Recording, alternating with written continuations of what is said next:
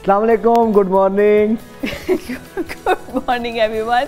सुबह ही सुबह हम मुस्कुराते हुए आपके साथ मौजूद हैं। Welcome to news morning. अच्छी खबरों के साथ हम आपके साथ फिर से एक बार फिर हाजिर है। अच्छी खबरें हम ऐसी करते हैं जैसे पता नहीं पाकिस्तान अच्छी खबरों के साथ नहीं, खाली स्टेडियम की खबरों के साथ हम आपकी खिदमत में हाजिर हैं। वैसे मुझे लगता है कि ये दुनिया क्रिकेट की हिस्ट्री में ऐसा फर्स्ट टाइम हुआ होगा कि वर्ल्ड कप है, वर्ल्ड कप में खाली स्टेडियम है और वो भी इंडिया में हो जिसकी आबादी 1 अरब से भी ज्यादा है। तो जी हाँ, अगर आपको यकीन नहीं है, आपको भी खाली कुर्सियों की फुटेज दिखाते हैं कि इंडिया के अंदर वर्ल्ड कप हो रहा है। 1 अरब से ज्यादा आबादी है भारत की और कुर्सियां खाली हैं, बिल्कुल खाली हैं। ये जो कल का पहला मैच था, ओपनिंग सेरेमनी थी, उसके बाद जो पहला मैच है उसमें ये वैसे इंग्लैंड की परफॉर्मेंस तो बहुत ही बुरी रही, उस पर हम बाद में करेंगे, लेकिन ये जो पहला मैच था जिसका बाकायदा आगाज़ हो गया वर्ल्ड कप का, और उसके बाद आप ये देखें कि स्टेडियम में खाली कुर्सियां हैं। और फिर उसके बाद अच्छा, ये कुर्सियां तो खाली हैं, जैसी उनकी हालत है वैसे कोई पैसे दे के भी बड़ा ही अच्छा किया कि उसने अपने पैसे ज़ाया करने थे ऐसी गंदी चेयर्स पर बैठ के।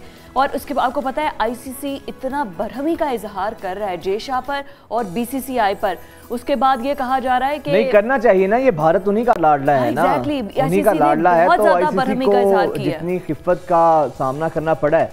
अब आप ये देखें कि क्राउड अब इतनी क्रिटिसिज्म हो रही है कि एक वर्ल्ड कप जैसा इवेंट है, भारत के अंदर भी अगर इस तरह कुर्सियां खाली रहेंगी, और मैच इंग्लैंड और न्यूजीलैंड का मैच था जी, उसके बावजूद आप देखें कि बिल्कुल खाली स्टेडियम है, सिर्फ 400 या 500 के करीब शायकीन तो है। फिर उससे बेहतर है कि सोशल मीडिया पर इस वक्त भारत को इतना बैश किया जा रहा है कि क्या वजह है कि आपके स्टेडियम्स खाली हैं। अच्छी बात यह है कि फिर वो चुप करके अपनी थोड़ी सी, अगर उसने क्राउड को ज़्यादा करना है ना, जो पाकिस्तानी लोग यहाँ से मैच देखना चाहते हैं, जो पाकिस्तानी जर्नलिस्ट को वीज़ा नहीं दे रहे मिस्टर जे शाह, फिर अपनी इज्जत बचाएं, यहाँ से ही क्राउड को बुला लें। वैसे ये भी मैं कहती हूँ जलसों वाला हिसाब हुआ जैसे जलसों में पैसे दे के खाली कुर्सियां भरी जाती हैं, तो इनको भी चाहिए। नहीं, लेकिन इनको मैं कल एक फुटेज देख रही थी, कल उसमें खवातीन जो आई थी वो कहती हैं हमें तो ये कहा गया है आज पाकिस्तान और इंडिया का मैच है, हम तो पाकिस्तान और इंडिया का मैच देखने के लिए आए हैं। उसके बावजूद भी कुर्सियां खाली हैं, उसके बावजूद भी उसने उनको बताया। वैसे पहला जो मैच होता है ना, जो ओपनिंग सेरेमनी होती है, तो उसके अंदर तो वैसे ही क्राउड इतना ज्यादा होना चाहिए कि आप वेलकम कर रहे हो कि पहला मैच है, स्टेडियम खचाखच भरा हो, शोरो गुगा हो, चांटिंग हो रही हो। लेकिन इधर तो ऐसे था जैसे हू का आलम है, मैच नहीं है, पता नहीं क्या, खुदा ना खासा कोई सोग का आलम है। और वैसे भी जो इन चेयर्स की हालत है ना, उसके बाद तो बड़ा ही अच्छा किया। मैं तो यही कहूँगी कि बड़ा अच्छा किया है ऑडियंस ने, इंडिया की आवाम ने, कि वो ना जाएं। और फिर दूसरी बात यह है कि वो चाहते हैं कि कम से कम लोग जो है ना, पाकिस्तान को जो वीज़ा नहीं दिए जा रहे, और पाकिस्तानी जो जर्नलिस्ट भी देखना चाहते हैं मैचेस को, पाकिस्तानी क्राउड वहाँ पर जाकर अपनी टीम को सपोर्ट करना चाहता है। वो सिर्फ इस वजह से कि ये ना हो कि हमारे लोग तो आ नहीं रहे, पाकिस्तान से स्टेडियम भर जाए पाकिस्तानियों से, और उसके बाद पाकिस्तान की टीम को चेयर अप किया जाए स्टेडियम में। तो मुझे उनकी भी एक स्ट्रेटजी लगती है। लेकिन आप ये अंदाजा करें कि ये वो स्टेडियम है जो इंडिया का सबसे बड़ा स्टेडियम है, अहमदाबाद का स्टेडियम, जहां पर 1 लाख के करीब शायकीन आ सकते हैं।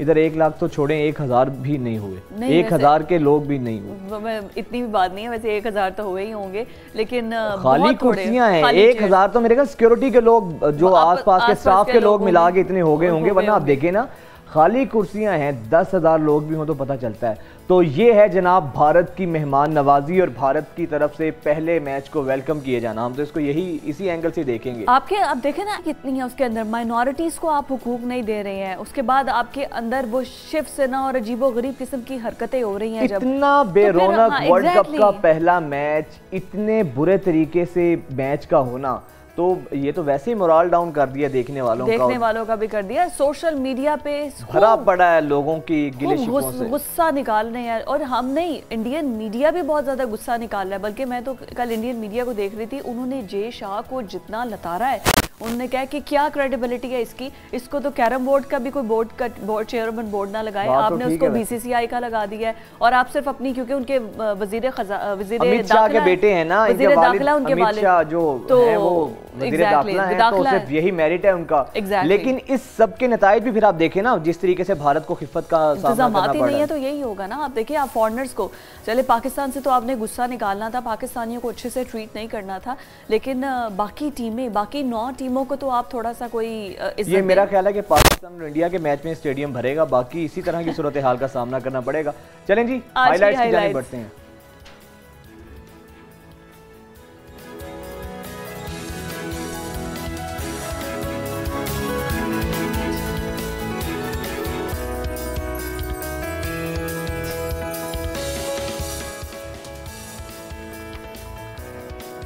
दुनिया का अमीर तरीन क्रिकेट बोर्ड शायकीन से पैसा लिया निचोड़, खाली स्टेडियम का फिर भी निकला ना तो।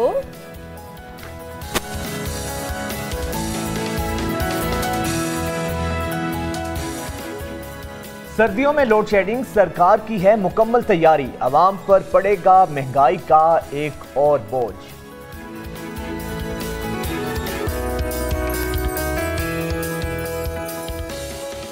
सिंध बलूचिस्तान और खैबर पख्तून कर दिया नजरअंदाज, नवाज शरीफ के इस्तकबाल का पंजाब को ही मिलेगा एजाज, नून लीग क्यों है मोहतात।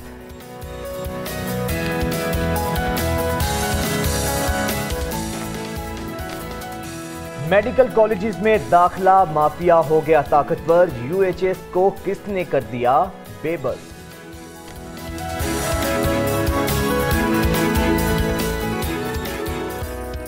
और आपको बताएंगे कि बच्चों को मोबाइल फोन देना कितना खतरनाक हो सकता है।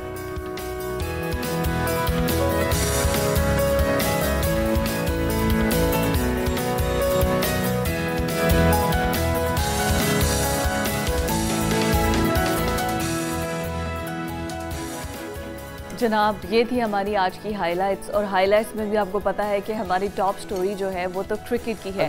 क्रिकेट पे exactly back to the match. लेकिन आज तो हमारा पाकिस्तान का मैच है ना, कम ऑन, मतलब कि अगर हमारा इंडिया का, अब क्या करें कि वहाँ पर जैसे आपको लगता है कि जो पाकिस्तान का मैच होगा उसमें भी स्टेडियम खाली नहीं होगा? आई होप सो कि ऐसा होगा नहीं, क्योंकि वहाँ पर भी एक बहुत बड़ी तादाद मुसलमानों की रहती है, तो अपनी टीम को सपोर्ट करने के लिए तो आएंगे।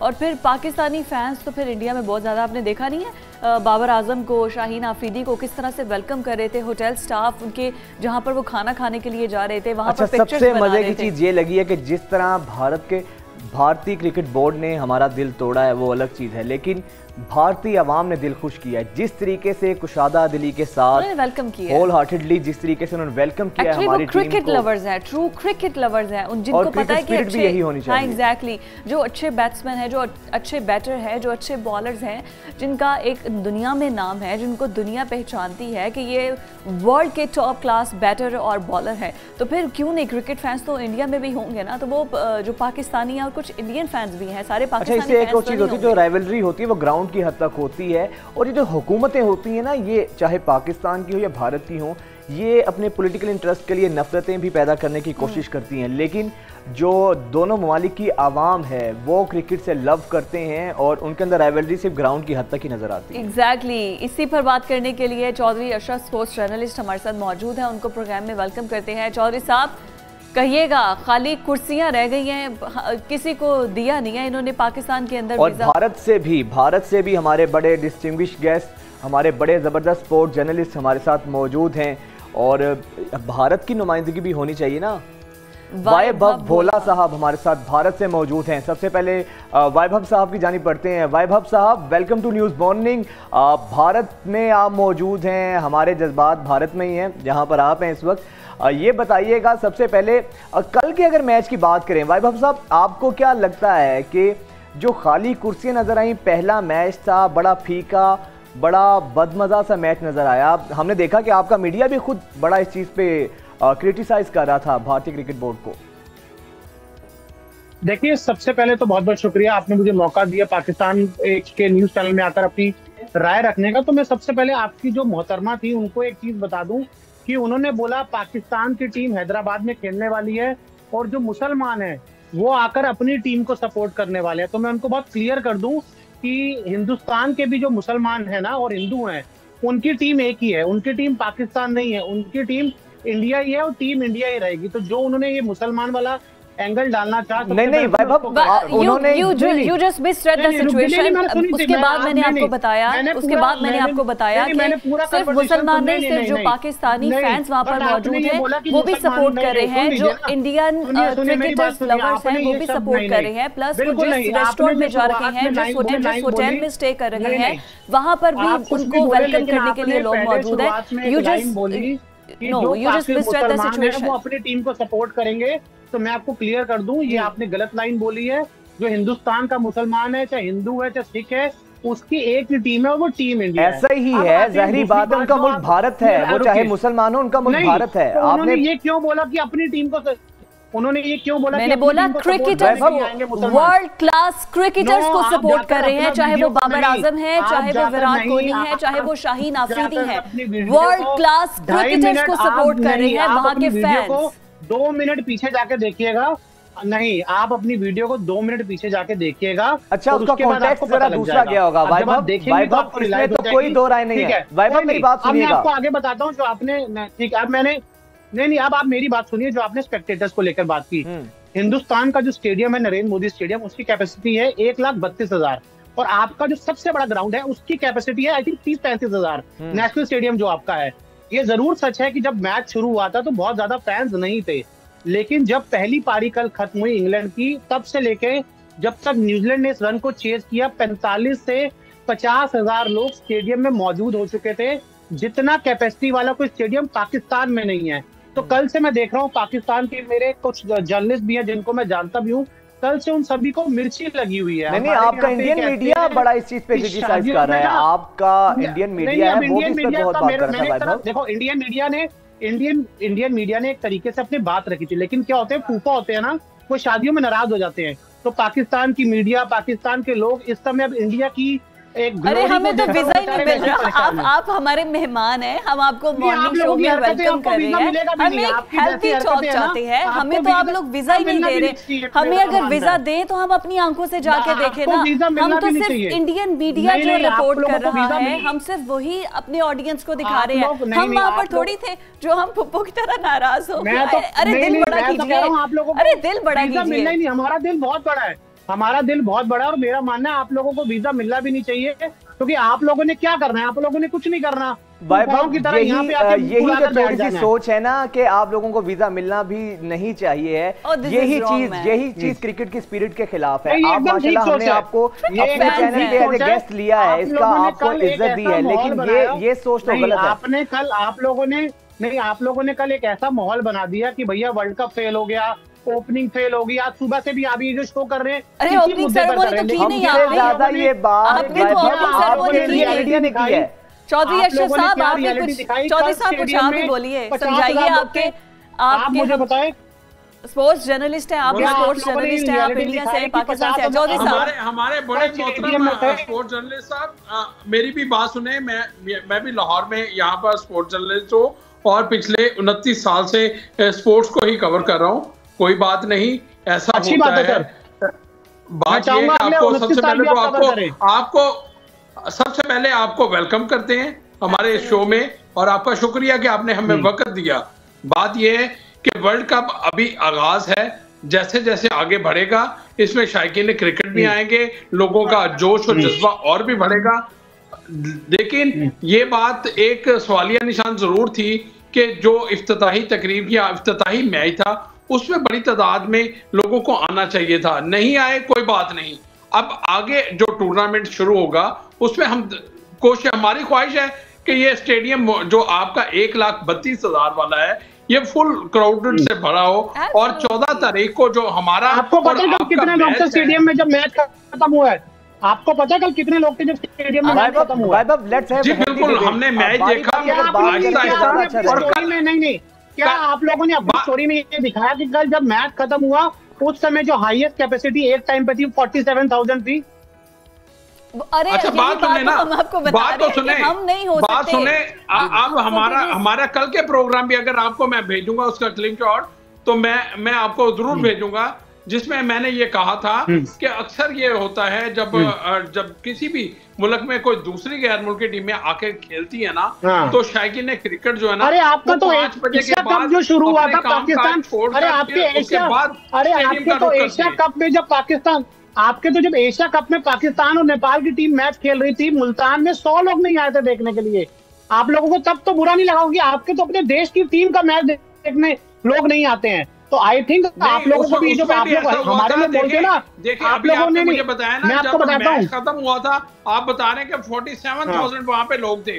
तो जब मुल्तान का मैच खत्म हुआ था उस वक्त भी आपने देखना, उस वक्त भी आधा से ज्यादा वो स्टेडियम भर चुका हुआ था।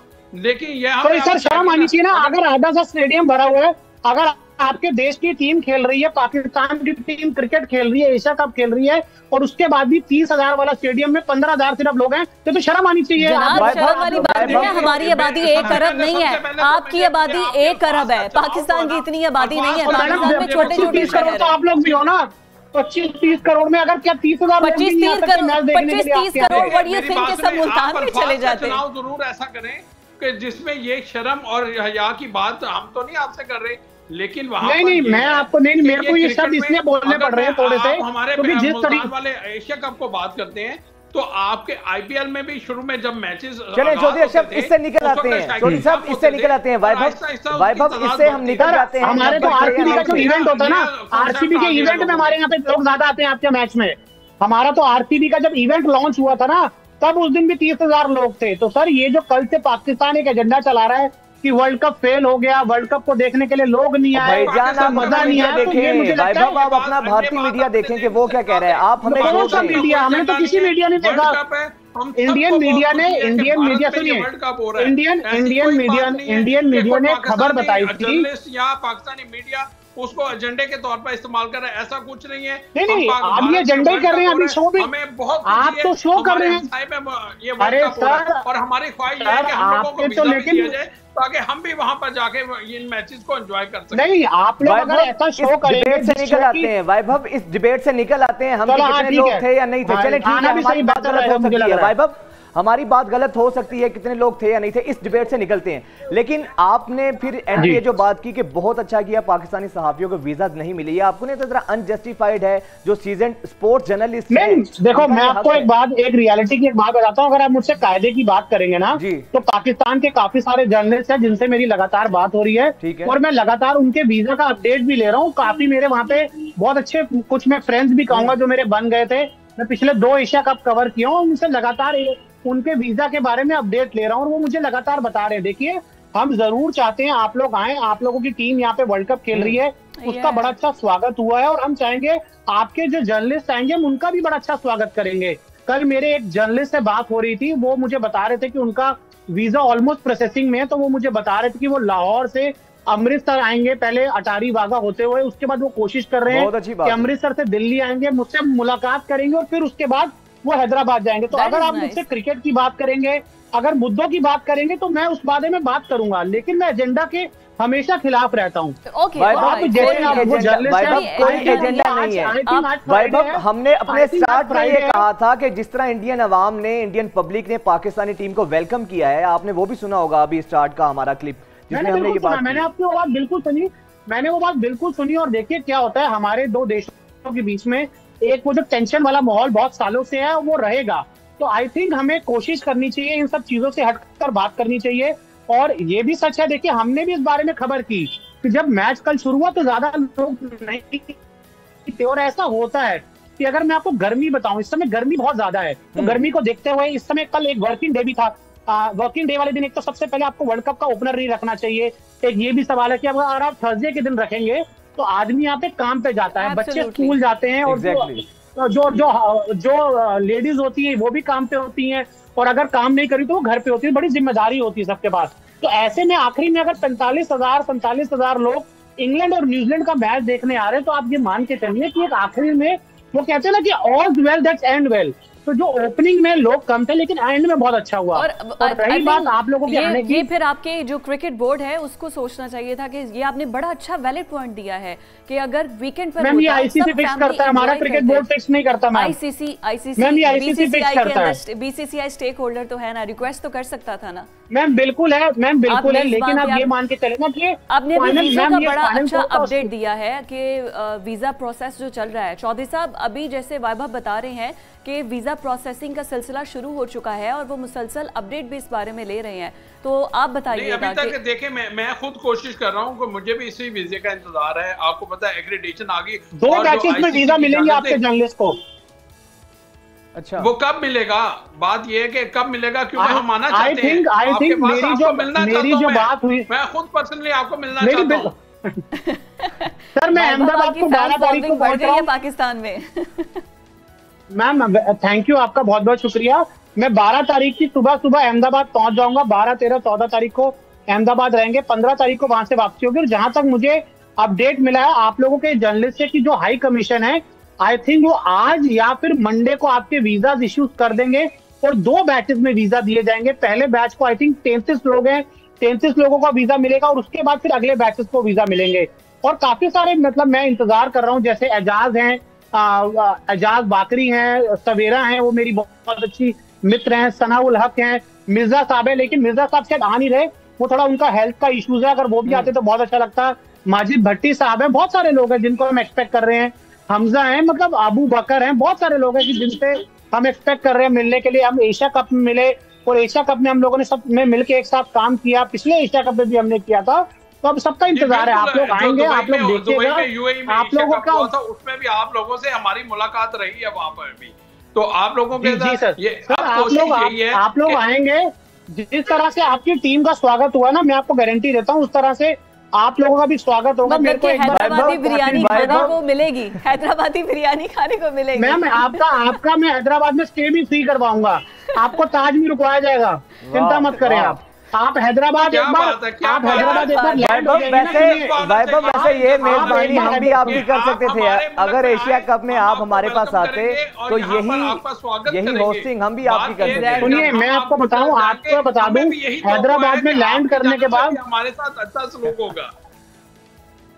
आपके हैदराबाद लैंड करने के बाद आप बस एक कॉल कर दीजिएगा, मुझे आएंगे, उसके बाद आपका पिकअप भी मैं करवाऊंगा, आपको होटल में चेक इन भी हम करवाएंगे और आपकी जितनी भी चीजें आपको वहां पे चाहिए सब होगा। जब तक आप लोग वापस नहीं जाते, हैदराबाद में, दिल्ली में, अहमदाबाद में आप लोग जहां जाएंगे आप लोगों का ख्याल रखा जाएगा। मैं आपको बात बताता हूँ, 2011 के वर्ल्ड कप में मैंने कवरेज के लिए भारत आया, 2012-13 में जब पाकिस्तान टीम वहां पर गई थी ओडीआई सीरीज और T20 व्हाइट बॉल सीरीज खेलने के लिए, उस वक्त भी मैंने भारत में आया था और बहुत अच्छी मेहमान नवाजी हुई थी। इस बात में कोई शक नहीं है कि आप लोग भी बहुत अच्छे मेहमान नवाज हैं, लेकिन अब हमें इस टूर्नामेंट को मजीद कामयाब करना, क्योंकि हमारे हमसाये में हो रहा है। 2011 में हम आपके साथ को होस्ट थे, इस मर्तबा हमें इस बात की भी खुशी है कि पूरा का पूरा इवेंट भारत में हो रहा है और हमारे हमसाये में हो रहा है, तो हमें इसलिए भी जुस्तजू है कि हम वहां पे जाके कवर करें, ना कि ये हो कि हम ऑस्ट्रेलिया, इंग्लैंड या अमेरिका में इवेंट हो तो हम जाके वो कवर करें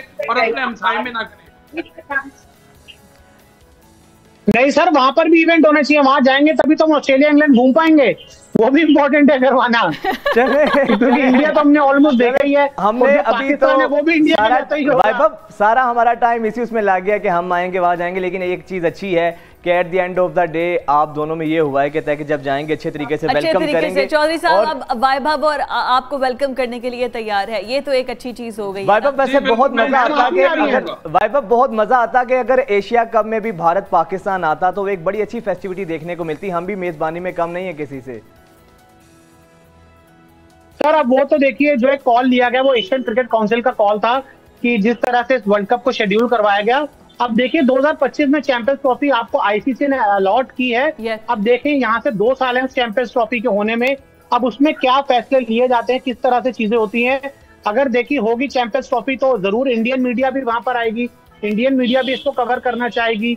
और जिस तरह से आप लोग यहाँ पर आए हैं तो हमारी भी इंडियन टीम, अगर हमारी सरकार अलाउ करती है, हमारा बीसीसीआई अलाउ करता है और जो पूरी तरह से शेड्यूल है वो पाकिस्तान में रहता है, तो फिर इंडियन मीडिया भी जरूर आना चाहेगी और पाकिस्तान में आके मैच कवर करना चाहेगी। आपको अभी मैं आपको ये गारंटी देता हूं, जिस तरह आपने हमारे वीजों के लिए वहां पर कोशिश की, इंशाल्लाह आप लोगों को वीजे के मसाइल नहीं होंगे। हम भी पूरी कोशिश करेंगे, यहाँ का मीडिया मुकम्मल तौर पर आप लोगों के वीजों के लिए इंतजाम करेगा। यहाँ पर आपके रिहाइश, खाने पीने, हर चीज की हम यहाँ पे आपके मेहमान नवाजी, आप मेरे मेहमान होंगे, मैं आपको अभी से गारंटी दे रहा हूँ। Thank you sir, thank you sir.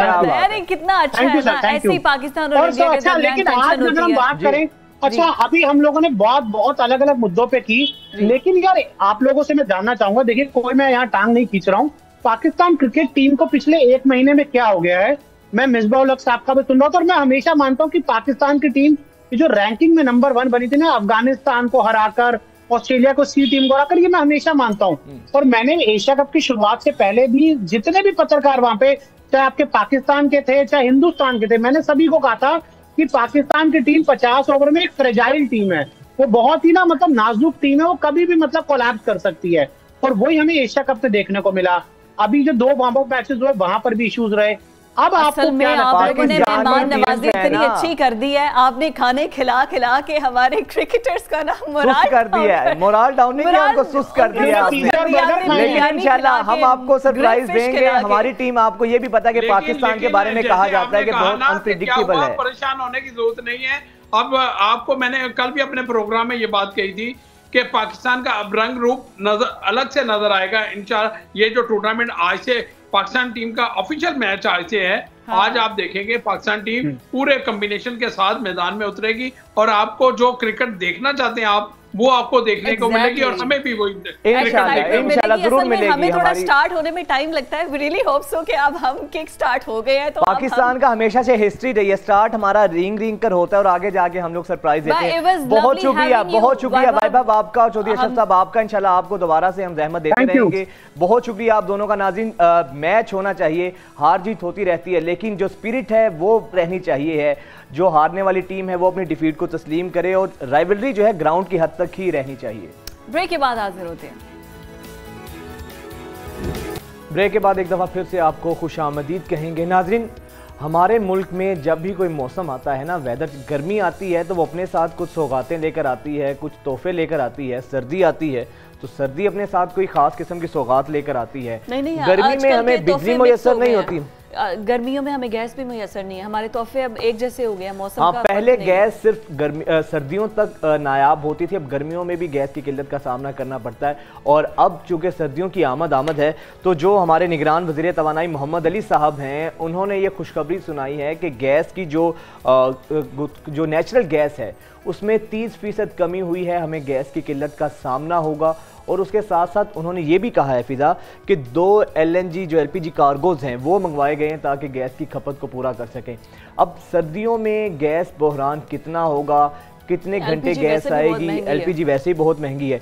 इसी पर बात करने के लिए chairman LPG association Irfan Khokhar साहब हमारे साथ मौजूद हैं। इरफान साहब, welcome to news morning. Sir, ये बताइएगा, इरफान साहब अभी हमारे साथ नहीं हैं, लेकिन असल चीज़ यही है कि गर्मियों में बिल इतने आते हैं, बिजली नहीं होती है। और अब सर्दियों में देखिएगा, हम लोग तो अभी खुश हो रहे हैं, चले गैस की गर्मियों की बिजली से जान छूटी है, लेकिन गर्मियों के जो दस्तयाब नहीं होती है, लेकिन बिल आपको उतना ही आता है, बल्कि उससे कई गुना ज़्यादा बढ़ गया है। अब ये जो LPG के कार्गोज मंगवाए हैं, क्या बनेगा इनका? Chairman LPG association Irfan Khokhar साहब हमें ज्वाइन कर चुके हैं। खोखर साहब, बहुत शुक्रिया, वेलकम टू न्यूज़ मॉर्निंग। बताइएगा, क्या गुफ्तगू हुई है आपकी हुकूमत से? आपकी जानिब से ये कुछ टेंडर्स पर बात हुई थी या हुकूमत ने आप लोगों से कुछ राब्ता किया हो? प्राइवेटली आप मंगवा रहे हैं ये टेंडर्स देकर? बिस्मिल्लाहिर्रहमानिर्रहीम। अभी एनर्जी क्राइसिस इतना बढ़ता जा रहा है कि हुकूमत को भी कुछ समझ नहीं आ रही क्या करना है। 8 वैसल पहले थे, अभी 2 वैसल और शुक्र अल्हम्दुलिल्लाह। पहले कभी बिड में लोग नहीं आए थे, लेकिन बहुत बड़ी कीमत से बिड में लोग आ गए और वो LNG भी आएगी। लेकिन ये पहले की तरह अरबों रुपए की चोरी होगी, पहले की तरह अरबों रुपए की चोरी होगी। दोनों कंपनियां, मैं फिक्र देना नहीं चाहता, कौम की बड़ी परेशानी का बायस बनेगी।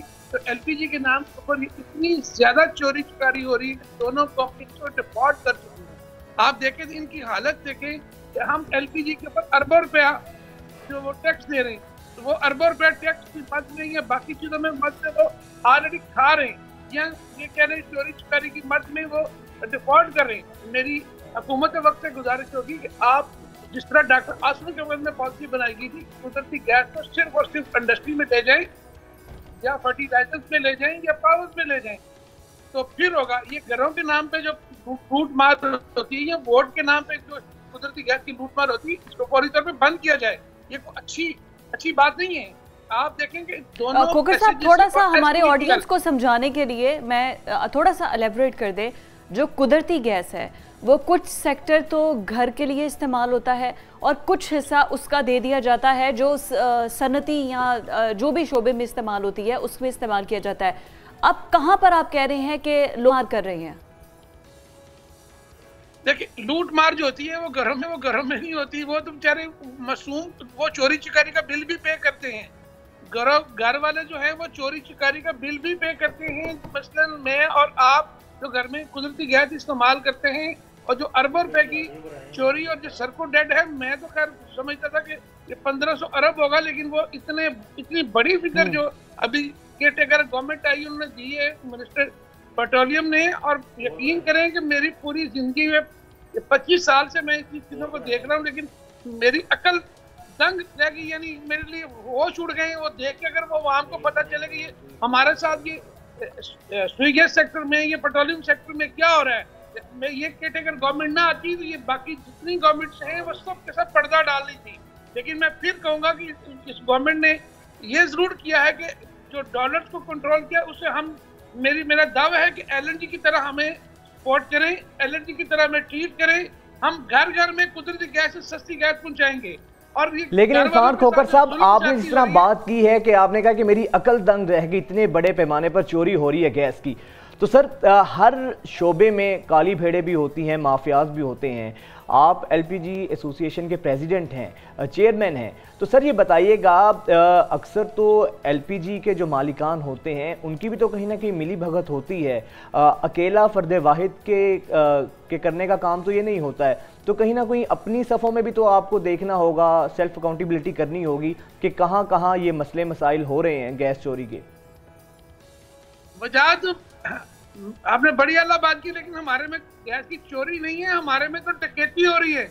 हमारे में डाकू हैं, डाकू जो इस वक्त मुल्क को नुकसान पहुंचा रहे हैं, बल्कि आवाम को नुकसान पहुंचा रहे हैं। वो एलपीजी के नाम के ऊपर जो चीजें ला रहे हैं वो कैंसर लेवा, जानलेवा चीजें हैं। यानी आपको 3000 का अगर सिलेंडर है तो आपको सिर्फ 1000 की गैस मिलेगी, आपको सिर्फ 2000 का पानी मिलेगा, केमिकल मिलेगा, कैंसर लेवा। जब वो चलेगा, वो चलता है तो पूरे घर में स्मेल जाती है, पूरा का पूरा खानदान जो है वो बीमार, कैंसर फैलाएगी गैस। नंबर 1। नंबर 2, जो गैस उसमें CO2 शामिल की जाती है। यहाँ वो लो प्रेशर गैस स्मगल होके आती है बॉर्डर से, उसका आपकी उसकी कीमत नहीं है। मतलब हमारी एलपीजी की कीमत बंद करें 250 रुपए है, उसकी कीमत जो है वो सिर्फ 15 रुपए पर किलो है। अब वो जाके अगर उसमें डालते हैं तो आप अंदाजा करें कि आपको सिर्फ 1000 की पूरे सिलेंडर में गैस मिलेगी, और वो भी कैंसर लेवा गैस मिलेगी। इतनी बड़ी डकैती हो रही है। और उसके बाद यहाँ पे जो माफियाज हैं, जो सर्दी आती है तो मन कीमत बढ़ाते हैं। तो खोखर साहब, आप तो चेयरमैन हैं, आपने इस ज़िम्मन में क्या किया है सर? बेख्तियार लोग तो इस तरह के गिले शिकवे करते नजर आते हैं, आप चेयरमैन हैं, आपने इस हवाले से क्या इकदाम किए हैं, ऊपर तक आवाज़ पहुंचाई है, आपकी इस हवाले से क्या काविश है सर आपकी एसोसिएशन की? मैं आपके तवस्सुल से वजारत पेट्रोलियम ओगरा के लोगों को मैं कहता हूँ, मैं चैलेंज करता हूँ आपके तवस्सुल से, आप अगर मेहरबानी करें तो मैं इंशाल्लाह जल्द लाहौर आ रहा हूँ, तो मैं आपके चैनल पर बैठ के इन सबको नंगा करूंगा कि मैंने क्या क्या किया, कब कब मैंने लिखा। रोज के 2 धमाके होते हैं, 4 से 6 जने जाती हैं यानी जो क्रूड ऑयल ये जो आ रहा है, जो गंदी गैस है, इसमें जो चीज शामिल की जाती है वो CO2 शामिल की जाती है। CO2 का प्रेशर 1200 PSI है। हमारा जो LPG का सिलेंडर है वो जो उसका प्रेशर बर्दाश्त नहीं कर सकता, वो ब्लास्ट हो। आप देखें, पहले 2 धमाके होते थे, 4 जाने जाती थी एक दिन में, अब 1 घंटे में 2 धमाके होंगे। याद रखिएगा, मैं बार बार शोर मचा के थक गया हूँ। मैं चाहता हूँ मैं आपके चैनल में बैठूं और इन सबको नंगा करूं। खोखर साहब, you are more than welcome. साथ लाऊंगा आपको। आप बिल्कुल आइए प्रोग्राम में, हम आपको स्टूडियो में दावत देंगे।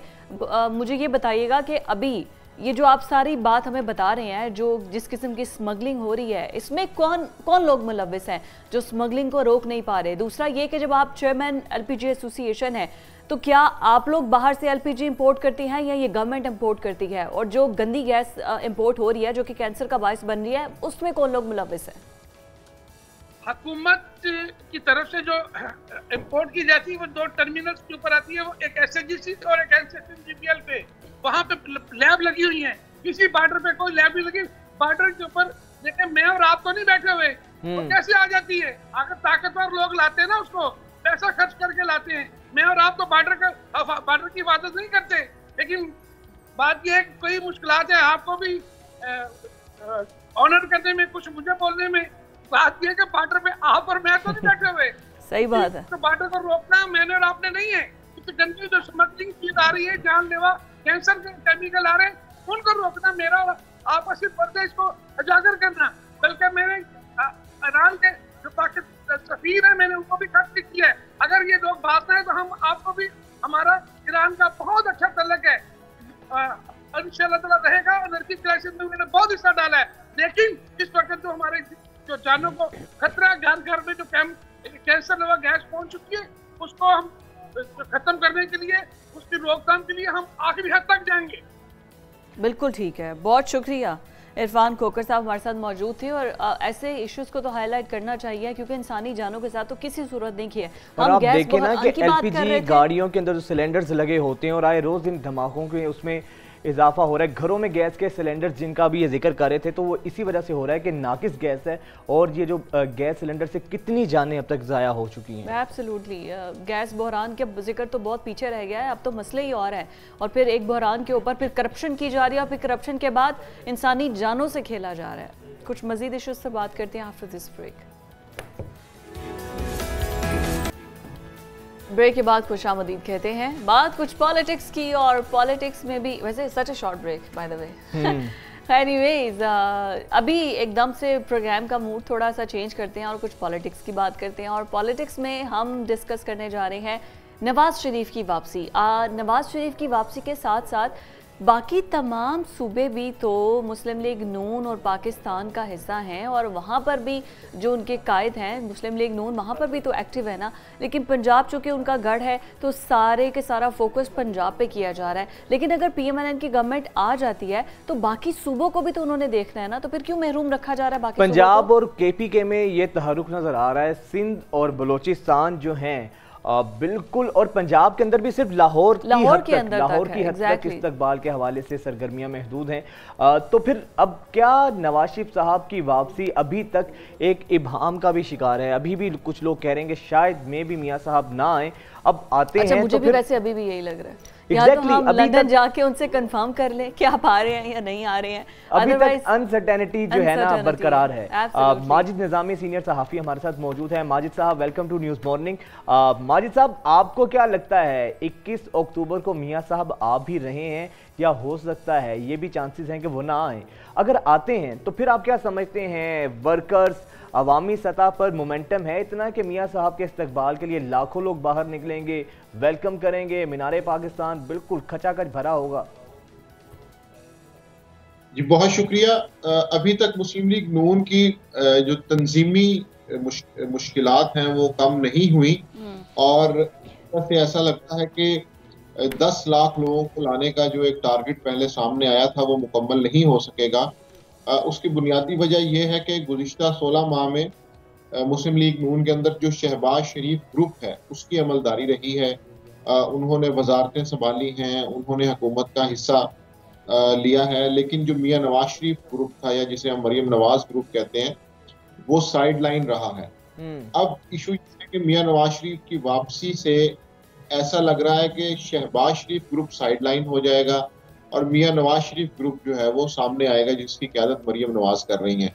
अब मसला ये है लाहौर के अंदर कि लाहौर की मुस्लिम लीग नून की जो तंजीम है वो पिछले 20 साल से हमजा शहबाज के ज़ेरे असर रही है और हमजा शहबाज और मरियम नवाज के हवाले से ये सुनने में आता है कि शायद वो सेम पेज नहीं है।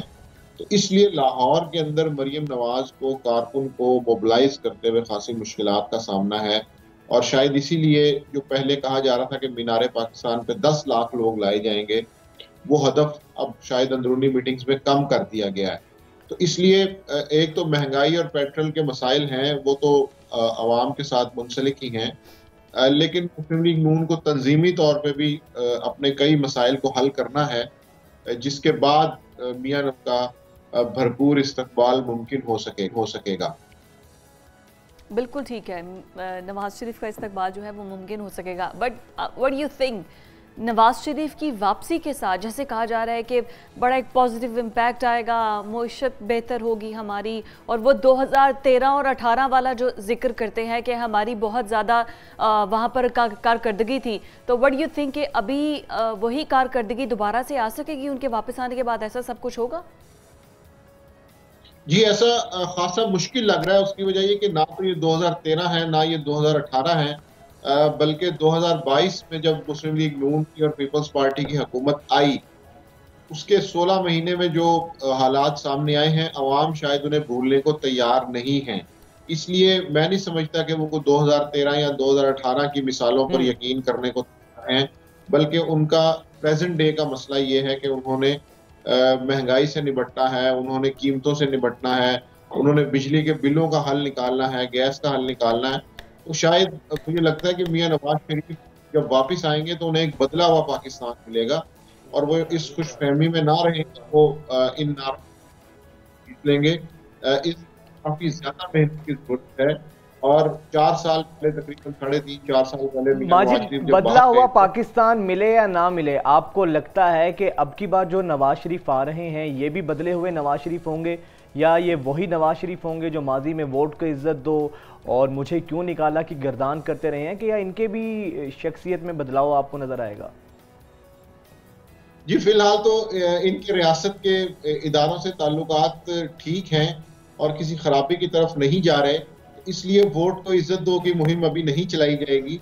अभी मुफाहिमत का हाथ आगे बढ़ाया जाएगा। जिस तरह उन्होंने इसहाक डार ने कहा कि हमने ये मामले अल्लाह पे छोड़ दिए हैं, अभी चूंकि वो सेम पेज पे आने की कोशिश कर रहे हैं, इसलिए ऐसा कोई मुज़ाहमती बयानिया इंट्रोड्यूस नहीं करवाया जाएगा, बल्कि इस मामले पे खामोश रहा जाएगा। निज़ामी साहब, खामोशी तो हमें नज़र भी आ रही है, जैसे मरियम नवाज बदल चुकी हैं और नवाज शरीफ के भी जो तुंदो तेज़ वार थे लंदन से आ नहीं रहे। लेकिन आप ये देखिए कि पंजाब के अलावा जो बाकी सूबों की क़यादत है उसको मुकम्मल तौर पर नज़रअंदाज किया जा रहा है, वो बिल्कुल एक्टिव नहीं है।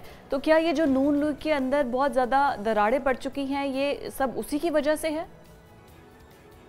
जी, ये बड़ा एक दिलचस्प सवाल है और मैं चाहूँगा कि मैं इसमें खैबर पख्तूनख्वा, बलोचिस्तान और सिंध तीनों के हवाले से गुफ्तगू करूँ। यहाँ पे इशू ये है कि मुस्लिम लीग नून की शनाख्त हमेशा से पंजाब की जमात की रही है। ये मसला बलूचिस्तान के हवाले से ये है कि वहाँ पे कौमी असम्बली की 16 नशिस्तें हैं, जबकि लाहौर के अंदर कौमी असम्बली की 14 नशिस्तें हैं। तो वो मुस्लिम लीग ये समझती है कि लाहौर की 14 नशिस्तों पे काम करना आसान है, पूरा एक सूबा बलूचिस्तान और उसकी 16 नशिस्तों पे काम करना मुश्किल है, इसलिए वो बलूचिस्तान को उन्होंने पहले दिन से ही अपनी तरजीहात में नहीं रखा। जहाँ तक सिंध का मामला है तो वहाँ पर भी ये सूरत हाल देखने में आती है कि 2018 में वहाँ से मुस्लिम लीग नून का कोई रुकन कौमी असम्बली मुंतखब नहीं हुआ। 2013 में सिर्फ एक थे जिनका नाम अब्दुल हकीम बलोच था, जो कि पीपल्स पार्टी से नाराज होकर मुस्लिम लीग नून में आए थे, और एक MNA जो ठा के शिराजी हैं वो चूंकि आज़ाद जीते थे और उस टाइम उनकी पीपल्स पार्टी से नहीं बनती थी तो वो मुस्लिम लीग नून में आ गए थे। तो इस तरह उससे पहले भी हमारे पास मुस्लिम लीग नून की सिंध के हवाले से ऐसी कोई हिस्ट्री नहीं है कि जिसके अंदर उन्होंने वहां पे कोई वर्किंग की हो या उन्होंने अंदरूने सिंध के अंदर स्पेशली जाके कोई काम किया हो, कोई तंजीम साजी की हो, या वहां पे उन्होंने मियां नवाज शरीफ के या मुस्लिम के पैगाम को पहुंचाया हो। तो ये बलूचिस्तान और सिंध के हवाले से तो बिल्कुल खामोशी है और ये मुस्लिम लीग की तरजीहात में नहीं है। जहां तक KP का मामला है तो वहां पे सिर्फ जो हजारा डबियन है, जो लोग पश्तो नहीं बोलते, वहां पे मियां नवाज शरीफ साहब की एक पुरानी असर रसूख और पेनिट्रेशन है जिसको गाहे गाहे वो इस्तेमाल में लेके आते रहते हैं। जहां से जो उनके दामाद हैं कैप्टन सफदर, वो मानसरा से हैं, इसी तरह एबटाबाद है, तौरवर है, ये जो इलाके हैं यहाँ पर वो वर्किंग करते हैं। तो इसलिए मुस्लिम लीग नून का ये ख्याल है कि चूंकि पंजाब की 140 सीटें हैं और अगर हम वो जीत लेंगे तो हमें हुकूमत बनाने में आसानी होगी, तो इसलिए पहले दिन से ये जो बाकी सूबे हैं या जो छोटे सूबे हैं वो उनकी तरजीहात में बिल्कुल नहीं रहे। अब इस चीज को मैं मियां नवाज शरीफ के इस्तकबाल से कनेक्ट करना चाहूंगा कि उन्हें इस चीज की शायद फिक्र ही नहीं है कि बलूचिस्तान के सूबे में कोई तहर्रुक होना चाहिए या सिंध के अंदर कोई ऐसी पॉलिटिकल एक्टिविटी होनी चाहिए, इसलिए उनका फोकस सिर्फ पंजाब पर ही है। तो माजिद ये बताइएगा, अब के आपने कहा कि इनका फोकस सिर्फ पंजाब पर ही है, बार बार हम यही बात करते हैं कि जब भी इलेक्शंस आते हैं हर पॉलिटिकल पार्टी का कोई एक मखसूस नैरेटिव होता है और नैरेटिव के बगैर आपकी कैंपेन अधूरी है, बल्कि होती ही नहीं है। तो PMLN का नैरेटिव आपको क्या नज़र आ रहा है? पुराना नैरेटिव तो PDM के इक़्तिदार में आने के बाद रुखसत हुआ, अब नया नैरेटिव क्या होगा? सियासी मंजन नवाज शरीफ साहब अगर पाकिस्तान वापस आते हैं तो अवाम के पास क्या लेकर जाएंगे? फिल वक्त तो मुस्लिम लीग नून का जो बयानिया है उसका नाम कंफ्यूजन नजर आ रहा है और कंफ्यूजन के अलावा मुस्लिम लीग नून के पास बयानिया में कुछ नहीं है। ना तो वो तरक्की खुशहाली की बात कर सकते हैं क्योंकि हुकूमत के सामने अवाम के सामने उनकी कारकर्दगी है, ना वो मुज़ाहमत की सियासत की बात कर सकते हैं क्योंकि वो खुद 3 से 4 साल पहले बाहर चले गए थे। तो इसलिए उनके जो 2 अहम बयानिए थे वो तो इस वक्त फौत हो चुके हैं। तो इसलिए सिवाय कंफ्यूजन के मुस्लिम लीग नून के पास इस टाइम कोई बयानिया नहीं है और यही सबसे बड़ी मुस्लिम लीग नून की मुश्किल है। उन्हें यकसू होकर, फोकस्ड होकर इलेक्शन कैंपेन में जाना होगा, तो उनके पास कोई नारा होना चाहिए। लेकिन सरेदस्त मुस्लिम लीग नून इसमें कामयाब नजर नहीं आती, इसलिए कभी वो एक चीज की बात करते हैं, कभी दूसरे की बात करते हैं। अभी तक लग ऐसे रहा है कि अवाम शायद वो बातें अब सुनने के मूड में नहीं है, तो मुस्लिम लीग नून को बयानिए के मसले पे आइंदा इलेक्शन में नवाज शरीफ वापस आते हैं तो कौन सा ग्रुप ज्यादा हैवी होगा, शहबाज शरीफ या मरियम नवाज? जी डेफिनेटली उसमें तो मरियम नवाज ग्रुप जो है वो सामने आएगा। उसकी वजह यह है कि शहबाज शरीफ ग्रुप की परफॉर्मेंस का एक बर्डन है, एक बोझ है जो पिछले 16 महीनों में रहा है। तो मेरा नहीं ख्याल कि मियां नवाज शरीफ ये चाहेंगे कि वो बोझ शहबाज शरीफ का जो है वो अपने पे लें, तो इसलिए मियां नवाज शरीफ ग्रुप या जो मरियम नवाज ग्रुप है उसको आगे लाया जाएगा और कहा यह जाएगा कि चूंकि ये ग्रुप गवर्नमेंट में नहीं था, अब ये ग्रुप गवर्नमेंट में आएगा, तो इसलिए अवाम की बेहतरी और फलाह बहबूद होगी और वो शायद शहबाज शरीफ कैबिनेट को ओन ना करें। अच्छा, ये भी है, शहबाज शरीफ कैबिनेट को ऑन ना करे। बहुत शुक्रिया आपका, वक्त की किल्लत है, लेकिन मिफ्ता इस्माइल और शाहिद खान नाराज हैं, उस पर भी बात अब सिर्फ नाराजगी की हद तक नहीं है, अब तो कोई नई जो पॉलिटिकल पार्टी है उसके कयाम की बातें भी आ रही हैं। खैर सियासत से पहले ये तमाम एक्सरसाइज होती ही रहती है, इलेक्शन से पहले तो ये सब कुछ होगा ही, क्योंकि फिर डिवाइड एंड प्ले का तो आपको पता है कि सियासत के अंदर बड़ा अहम रोल है। ब्रेक के बाद दोबारा हाजिर होते हैं। 05 क्रिकेट वर्ल्ड कप और PNN का साथ डिजिटल प्लेटफॉर्म पर एक्सपर्ट हम आवाज, YouTube, Facebook और ट्विटर पर बराह रास्त नशियात, तज्जिए, तबसरे और क्रिकेट से जुड़ी खबरें एक साथ।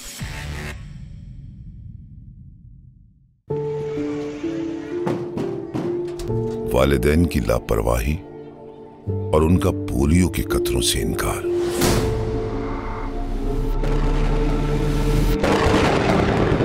बच्चे को गहरी खाई में धकेलने के बराबर है। अब्दुल्ला,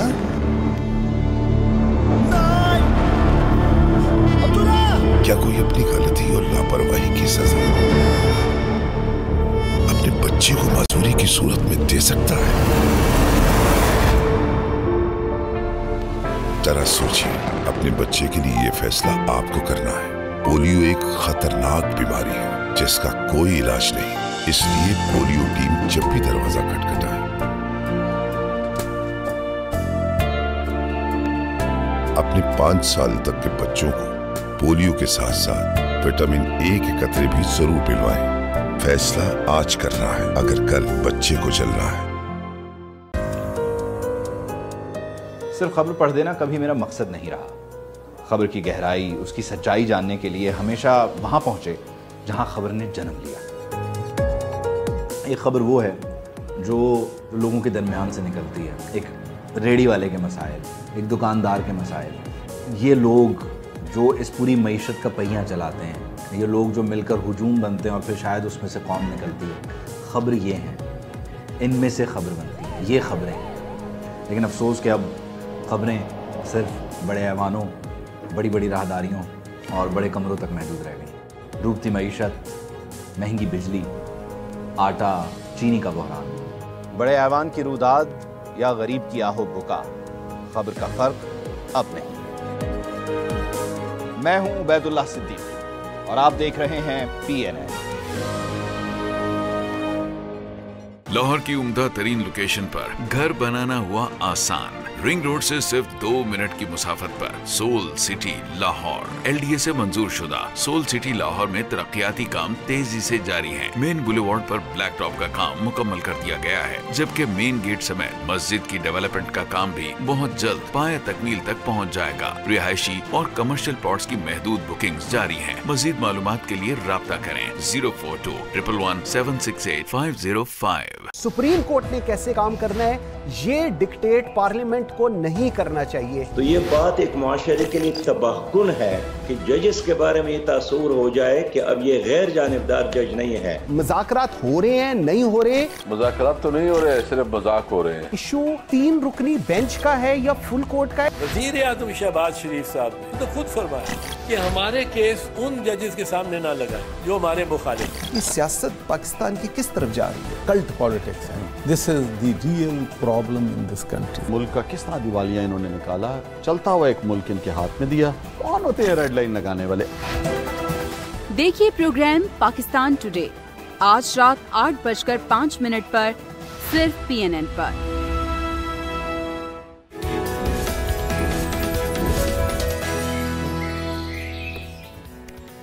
ब्रेक के बाद खुशामदीद। और अभी हम जो डिस्कस करने जा रहे हैं, thank you so much, that is about बहुत ही अहम इशू है। वैसे ये है कि गरीब मुल्कों भी ना, गरीब मुल्कों के अजीबो गरीब किस्म के मसाइल होते हैं। मतलब जहाँ पर आपके स्टडी का स्टैंडर्ड ही नहीं है, आपका एकेडमिक इतना अजीबो गरीब किस्म का है। पहले तो आपका एकेडमिक इतने डिवीजन का शिकार है, इंग्लिश मीडियम अलग है, ऑक्सफोर्ड सिलेबस अलग है, O लेवल्स A लेवल्स अलग है, उसके बाद जो सरकारी स्कूल है उनका सिलेबस अलग है। उसके बाद हर बच्चे का शौक होता है कि वो डॉक्टर बने, इंजीनियर बने, इस तरह से या पायलट बने। ये 3-4 प्रोफेशंस तो रह गए हैं। अब इन प्रोफेशंस में जाने वाले बच्चे भी कितने हैं, जो कि अगर 1000 की तादाद है तो उनमें से 10 या 12 बच्चे जो पहुंचते हैं, जो सही पढ़ने वाले होते हैं, जो पहुंच भी जाते हैं। लेकिन कहानी सबसे ज्यादा अगर हम स्पेसिफिकली बात करें तो मेडिकल की तालीम जितनी महंगी हो चुकी है, जो गरीब शख्स है वो तो इसका ख्वाब देखना भी शायद छोड़ दे, इतनी महंगी हो चुकी है। अच्छा, फिर उसके बाद आपको पता है कुछ टेस्ट वगैरह होते हैं, एडमिशन टेस्ट, उसके बाद फिर जिस तरह MD कैट टेस्ट है।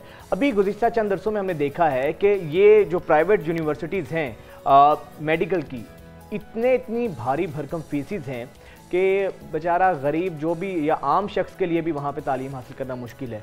अच्छा, उसके बाद फिर क्या हुआ है? चलें फीसिस ज़्यादा हों, लेकिन अगर तालीमी मेयार अच्छा हो तो आप कॉम्प्रोमाइज़ कर लेते हैं। यार फीसिस दे रहे हैं, कुछ ना कुछ गेन कर रहे हैं।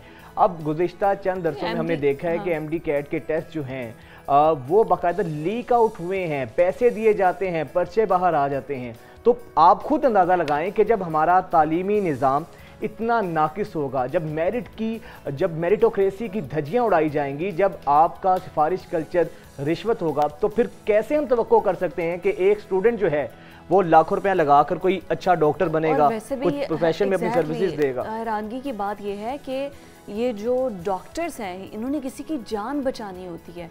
अब मेरिट को अगर आप इग्नोर करके ऐसे लोगों को आगे लेकर आएंगे तो फिर तो आप अपनी इंसानी जानों के साथ खुद खेल रहे हैं। इस किस्म की जो हरकतें जब होती हैं, ये कोई ऐसा प्रोफेशन नहीं है जिसमें कोई इस किस्म की कोताही माफ़ हो जाए। इसी पर बात करने के लिए डॉक्टर ताहिरा अकबर सैयाद, जो कि PhD जनरल स्टडीज़ हैं, हमारे साथ मौजूद है। डॉक्टर साहिबा, वेलकम टू न्यूज़ मॉर्निंग। ये हमारा स्टडी और पूरा एकेडमिक स्ट्रक्चर किस तरफ जा रहा है?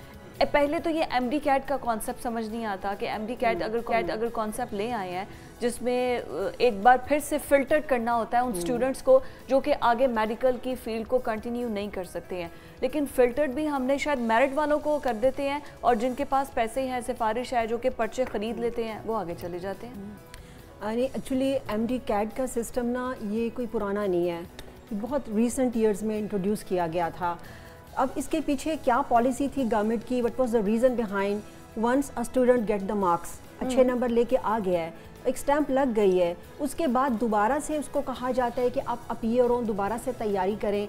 तो उसकी लॉजिक समझ में नहीं आई, माँ सिवाय इसके कि एक तो गवर्नमेंट को पैसे मिल जाते हैं और दूसरा अकेडमीज बहुत खुल गई हैं MD कैट के नाम पर। हाँ।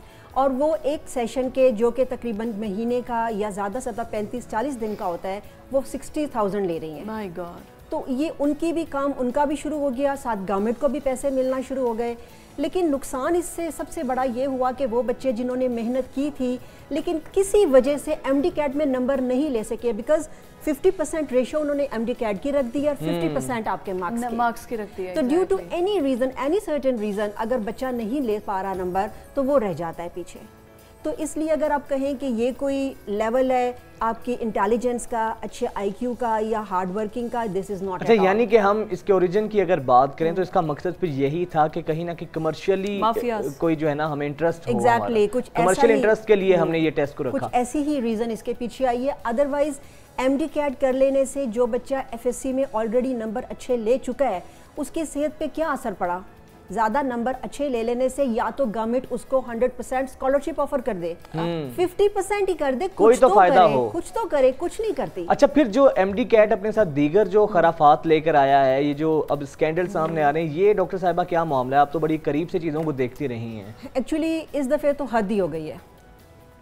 यानी क्या आपके स्टूडियो में लेटेस्ट इंस्ट्रूमेंट्स और ये सारे आपके चीज़ें होंगी जितनी वहाँ पे यूज़ की गई हैं पेशावर साइड पे, वहाँ पे बच्चियों के पास ऐसी ऐसी चीज़ें मौजूद थी, उनके कानों में लगी हुई थी कि सारा पेपर उनको आ रहा था, ABCD आंसर क्या है वो सारा उनको बताया जा रहा था, और 2 students were writing everything. My God. तो वो अब पकड़ा गया, पूरा माफिया था जिसने ये पूरा काम किया है और बहुत बड़े स्केल पे उसने किया है। शायद उसका इनिशिएटिव पहले वहीं से लेना था। इस माफिया की सरपरस्ती कहीं ना कहीं ये तो हुकूमत इंतजामिया की मिली भगत से ही पॉसिबल होगा। वो कहते हैं ना कि जिस इलाके में चोरी हो जाए तो जरूर उसका थाना मौजूद होगा, पुलिस वाले को पूछो। हाँ, थाना मौजूद होगा जो चोरी हो गई है। तो कुछ भी हो नहीं सकता ना गवर्नमेंट के इस तरह से बगैर। आप एक तरफ से कहते हैं कि इतनी इंटेलिजेंस है, हर चीज़ हमारी अंडर कंट्रोल है, हम देख रहे हैं, फिर इतना बड़ा माफिया कैसे काम कर गया? ये भी तो है ना कि हमारे यहाँ पर ऐसी अपॉर्चुनिटीज़ नहीं है। अगर किसी ने एक अच्छा एक रिस्पेक्टेबल कोई प्रोफेशन, उनको लगता है कि ये 2-4 प्रोफेशन ही हैं, एक डॉक्टर है, कोई इंजीनियर है, कोई पायलट है, इस तरह से, बाकी तो प्रोफेशंस को उतनी इज्जत नहीं है। दूसरा, फिर अगर पहले तो ऐसा होता था कि गांव से पढ़ के कोई बड़ा आदमी निकला है अपनी स्टडी बेस पे और फिर वो डॉक्टर बना है और बड़ा नाम होता था उसके अपने गांव में भी और जिस जगह पे क्लिनिक था उसका वहाँ पर भी। अब तो सिर्फ अमीरों के लिए है डॉक्टर बनना भी, गरीब बंदा तो डॉक्टर नहीं बन सकता। नहीं, ये तो वाकई आउट ऑफ क्वेश्चन हो गया है, आउट ऑफ क्वेश्चन हो गया है कि कोई गरीब। अच्छा, अब ये है कि आपका अगर मेरिट देखिए कि 93 पे आके क्लोज हो रहा है जी, तो 92 वाले का क्या कसूर है या 91 वाले का क्या कसूर है? अच्छा, अब अगर उस 92 और 91 या 90% वाले की जेब भारी है तो वो मेडिकल कॉलेज में चला जाएगा, लेकिन गरीब का बच्चा मेहनत के बावजूद भी उसका मुस्तकबिल क्या है? And that is the reason कि हमारे मुआशरे में फ्रस्ट्रेशन बढ़ रही है, पेशेंट्स हम लूज कर रहे हैं, that is the reason. Suicide करते हैं जब वो पढ़ के पागल हो जाते हैं और उन्हें पता होता है कि उन्हें एडमिशन नहीं मिलेगा तो वो स्टूडेंट सुसाइड कमिट कर लेते हैं। बिल्कुल हुआ है, ऐसे हुए हैं बिल्कुल। और दूसरा हमारा जो अलमिया चल रहा है वो ये डुअल सिस्टम चल रहा है, एक FSC का और एक A लेवल का, और ये दोनों पैरेलल चल रहे हैं। Oh my God, that is so pathetic condition ना। If you ask me about A levels and O levels, वो बच्चे आपने कभी उनका सिलेबस देखा हो तो कॉन्ट्रेरी टू A लेवल्स है। A लेवल्स में FSC है, in FSC you have some books, आपने आंखें बंद करना है और शुरू हो जाना रटालाइजेशन पे। एग्जैक्टली। और आपका जितना रटा स्ट्रॉन्ग है आपके नंबर उतने आ गए। Contrary to this A levels और O लेवल्स में आपने जब तक चीज को अंडरस्टैंड नहीं किया ना, वो आपको पढ़ने को इतना देते हैं और इतना मांगते हैं answer, which you have to concise। आपने उसको बड़े सलीके से बयान करना है, आपने एबिलिटी क्रिएटिविटी डेवलप करते हैं वो। लेकिन आपको मैं बताऊं कि हमारे मेडिकल कॉलेजेस में, गवर्नमेंट मेडिकल कॉलेजेस में FSC वाले बच्चे जाते हैं, A लेवल्स को एडमिशन मिलता ही नहीं है। A लेवल्स, इवन मैं बताऊं कि ये जो हमारा कंप्यूटर साइंसेज है वहाँ पे पंजाब यूनिवर्सिटी में 98% पे मेरिट बंद हो गया और किसी A लेवल्स के बच्चे को एडमिशन नहीं मिला, वो सब FSC वाले ले गए हैं। A लेवल्स वाला बेचारा कहीं का नहीं रह जाता और उनके नंबर अलहदा कटते हैं। जब उनको कहते हैं कि जी आप इक्विवेलेंट्स लेकर आए ना, तो इक्विवेलेंट्स में O लेवल्स और A लेवल्स के नंबर कट जाते हैं। अब ये देखिए कि O लेवल्स A लेवल्स तो कोई गरीब आदमी तो करता नहीं है, करते तो एक एलीट क्लास है। अब जो एलीट क्लास कर रही है वही A लेवल्स वाले फिर वही अपना इन्फ्लुएंस यूज़ करते हैं और फिर उनको एडमिशन मिल जाता है। ऐसे भी तो एग्जांपल्स मिलती हैं। और दूसरा, आप जो KPK को रेफ़र कर रहे थे, अगर आप थोड़ा सा उसको मज़ीद प्रिसाइज कर दें कि वहाँ पर चीटिंग करने के बाद अभी जो पकड़े गए हैं कि दोबारा से उनके कोई इन्वेस्टिगेशन है, प्लस ये सिलसिला शुरू कैसे हुआ है? आई मीन किस तरह से, क्या ऐसी चीटिंग के तरीके निकल आए हैं कि आप मेरे ख्याल में चीट कर सकते हैं? दोनों तरफ की गेम है। माफिया को भी तभी सपोर्ट मिलती है जब वो उस चीज को यूज करने वालों में थोड़ा सा ये इन्विजिलेटर जब आपका ऐसा अब अगर मैं चाह रही हूँ कि मेरा हर लिहाज से मेडिकल में एडमिशन होना चाहिए, और नंबर 2 मुझे पता है कि मैं प्राइवेट अफोर्ड नहीं कर सकती, मुझे किसी गवर्नमेंट के स्टेट ओन हॉस्पिटल में, मेडिकल कॉलेज में ही जाना है, तो मैं कोशिश करूंगी कि मुझे पता है कि जेन्युइन तरीके से शायद काम ना हो सके, 2 नंबर तरीके से कोई डंडी लगा के पैसा लगा। और जब मैं इस बात को सोचूंगी तो मेरी सोच को पढ़ने वाले मुआशरे में मौजूद हैं जो फौरन उसको कैप्चर करेंगे और उसको प्रैक्टिकल उसका कर देंगे। लेकिन मैम असल अलार्मिंग चीज़ ये है कि ये इतना इजी हो चुका है कि चंद पैसे जिसके पास हैं और वो इस तरह अपीयर हो और पैसे देकर वो आगे चला जाए, फिर आगे एक इंसानी जान ज़िंदगी का मामला है। जो प्रोफेशनल फील्ड में जाएगा प्रैक्टिकली तो फिर क्या क्या चीज़ें, और फिर हम इसी तरह के नीम हकीमी हमें देखने को मिलेंगे ज़िंदगी में। देखिए, आगे इंसान की जान की अहमियत तो बाद में समझ में आएगी, पहले तो हमें अपने ब्रेड एंड बटर की फिक्र होगी ना कि how to earn our livelihood. हमारे अब देखिए, एक बच्चा BS प्रोग्राम 4 साल में कर रहा है, उसके बाद वो 3 या 4 साल में MPhil करता है, 5 से 6 साल में PhD करता है, यानी 12, 13, 14 साल में वो रुल के निकलता है। इसके मुकाबले में देखा जाए तो एक BDS 4 साल में डॉक्टर बन जाता है, अपना क्लिनिक कर सकता है, MBBS 5 साल में करके क्लिनिक कर सकता है। ये वो चीज़ें जब कुछ सॉलिड डिग्री देती हैं, मुआशरे में एक अच्छा मकाम देती हैं, एक हैसियत देती हैं, and you can easily earn. Exactly ऐसे ही होता है। तो अब 15 साल की PhD के बाद भी आपकी वो अहमियत नहीं होनी। लेकिन प्राइवेट यूनिवर्सिटीज़ को कोई पूछने वाला नहीं है, मन पसंद की फीसिस इनकी हैं, MCAT टेस्ट जो ये निकाला है इनको, कोई ऊपर चेक एंड बैलेंस नहीं है कि इसको इसका मकसद क्या है। जिस तरह आपने कहा कि इसकी कोई लॉजिक बनती ही नहीं है। जब एक मेरिट पर उतर आया है, एक टेस्ट पास करे, उसके बाद MD CAT का टेस्ट करना, तो कोई ऊपर बॉडी, कोई रेगुलेटरी बॉडी, कोई ऊपर कोई सिस्टम ऐसा मौजूद नहीं है मैकेनिज्म को देखे, कुछ फिल्टर हो सके। मनपसंद फीसिस भी होती हैं, फिर ऐसे टेस्ट भी निकाल दिए जाते हैं। तो अलमिया यही है, हमारा अलमिया यही है कि सब कुछ हो रहा है और नज़र भी आ रहा है, सब देख भी रहे हैं। अब MD CAT जो है, यूनिवर्सिटी ऑफ हेल्थ साइंसेस कहता है कि MD CAT के बाद हम एक लिस्ट बनाएंगे मेरिट की, वो सर्कुलेट करेंगे। सबसे पहले उस लिस्ट के मुताबिक जो हमारे स्टेट ओन्ड इंस्टीट्यूट्स हैं वो बच्चे उठाएंगे। उसके बाद वो कुछ सीटें अलॉट करता है प्राइवेट मेडिकल कॉलेजेस को कि आप फिर अब बच्चे लेंगे। अब उसके बाद समझ में नहीं आता कि 2-2 हज़ार रुपया लेके ये जो प्राइवेट मेडिकल कॉलेजेस हैं, ये किस खुशी में अपने खुद पर्सनल लेवल पे एक टेस्ट कंडक्ट करते हैं। हालांकि इसकी कोई लॉजिक नहीं है भाई। जब एक सिस्टम मौजूद है, एक गवर्निंग बॉडी मौजूद है, तो फिर आप ये क्यों कर रहे हैं? अच्छा, और उसके बाद ये भी सारी हिस्ट्री आप उठा के देखें तो ये भी पता चलता है कि आपका 92 पे या 93 पे एडमिशन बंद हो गया है, मेरे बच्चे के आए हैं 90% या 89, लेकिन मेरी कैपेसिटी नहीं है, मैं मेडिकल कॉलेज में मेरा बच्चा नहीं गया, लेकिन इनका बच्चा 60, 65, 70 पे मेडिकल कॉलेज में चला गया। How is that possible? Exactly. सिर्फ एक चीज, आपने उनको कहा है कि जी ये हमारी डोनेशन है, Absolutely. Accepted. और फजले रब्बी हैं, तो वो कहते हैं जी ठीक है, फजले रब्बी है, बिल्कुल अल्लाह की तरफ से, अल्लाह के करम से बच्चा डॉक्टर बन जाता है। हाँ जी। तो फिर हम बाद में सोते हैं कि रोते हैं कि हमारा मुस्तकबिल कहाँ पे जा रहा है। फिर हम लोग रोते फिरते हैं कि डिग्रीज हैं, जॉब्स नहीं मिल रही हैं। जब इस तरीके से फिल्टर होके बच्चे निकलेंगे तो फिर क्या वो सीखेंगे? वो तो पैसे की बेस पर आगे हैं। वो स्टूडेंट्स जो अभी आपको देख रहे हैं, अगर किसी के 90% आ गए हैं या किसी के मार्क्स कम आते हैं, अदर ऑप्शंस क्या हैं अगर आप उन्हें गाइड कर सकें? क्योंकि डिसहार्ड हो के सुसाइड करना, और फिर हमारी फैमिली भी एक्सेप्ट नहीं करती ना। हमारी फैमिली में भी अगर नहीं है, सब फ़ोन कर करके बच्चे को मज़ीद परेशान करेंगे। अच्छा फिर नहीं हुआ एडमिशन, चलो कोई नहीं, अल्लाह बेहतर करेगा। अच्छा फिर नहीं हुआ एडमिशन, अल्लाह बेहतर करेगा।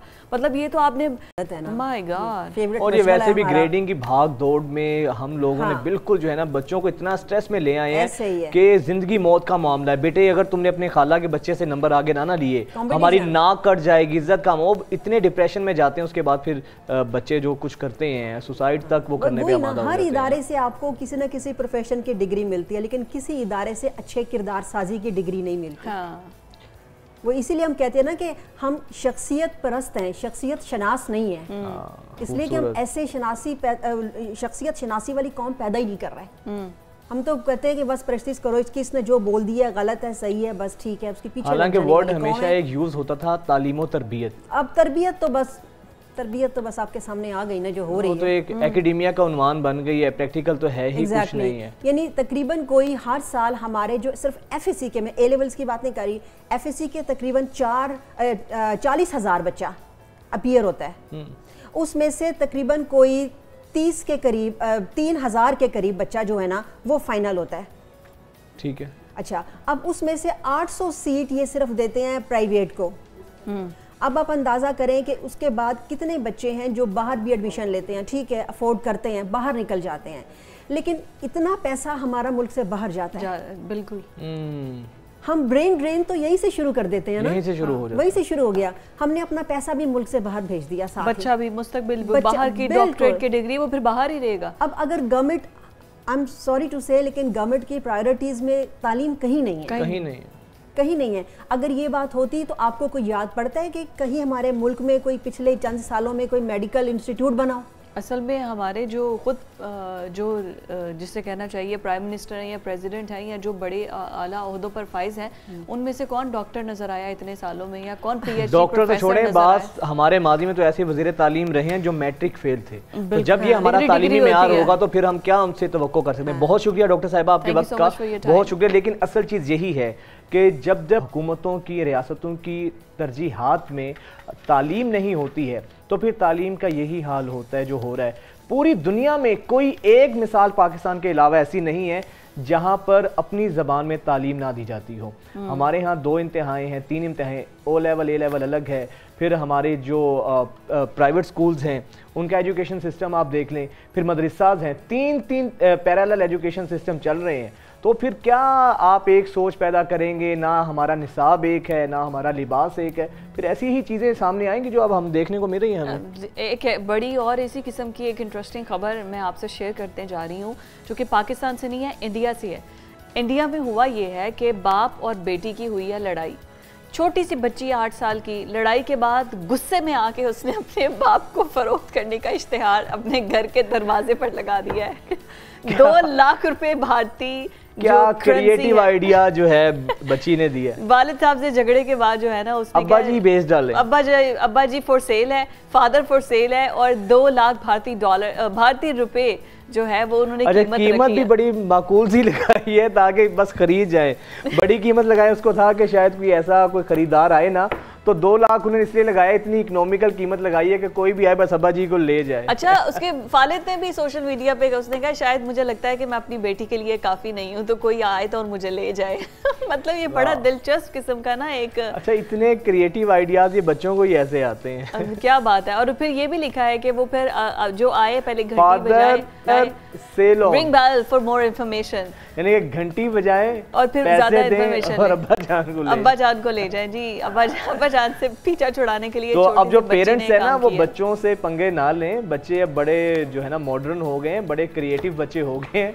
तो तमाम पेरेंट्स को पैगाम है कि बच्चों से इज्जत से और शफकत से बात करें, वरना आप भी सेल के लिए लग सकते हैं। भाई यही हमारी जनरेशन जो है, ये वो आखिरी जनरेशन है जो कि अपने वालिदैन से डरती है और अपने जो बच्चे हैं उनसे भी डरती है। नहीं, एक टाइम आगे आने वाला टाइम था कि पहले पेरेंट्स बच्चों पर असरअंदाज होते थे, बट अब ये वो इरा है जिसमें हम रह रहे हैं। अब बच्चे पेरेंट्स की सोच पर असरअंदाज होते हैं। वो अब 2 साल या 4 साल के बच्चे को गैप जो है ना ये बहुत ज्यादा है। उसकी पसंद के बगैर कपड़े पहना के देखें, वो रो रो के बुरा हाल कर देगा, लेकिन अपने पेरेंट्स की पसंद के कपड़े नहीं पहने। आज का बच्चा लॉजिक और मंतक की बात पे चलता है, तो पेरेंट्स के लिए बच्चों को कन्विंस करना भी इतना आसान नहीं है। तो प्यार से हाँ आप कर सकते हैं कुछ चीजें के लालच दे के, बहला फुसला के। हमारे अम्मा अब्बा, हमारे टाइम पे तो अम्मा अब्बा की आंख का एक इशारा काफी होता था और समझ आ जाती थी, काम हो जाता था। काम हो जाता था। जूती उठाने की या डांटने की बात नौबत ही नहीं आती थी, वो तो नौबत ही नहीं आती थी। आंख के इशारे से पता चल जाता था कि अभी मार लगने वाली है, पिटाई होने वाली है। लेकिन ये फादर फॉर सेल जी, ये है आजकल की जनरेशन। ब्रेक के बाद हाजिर होते हैं।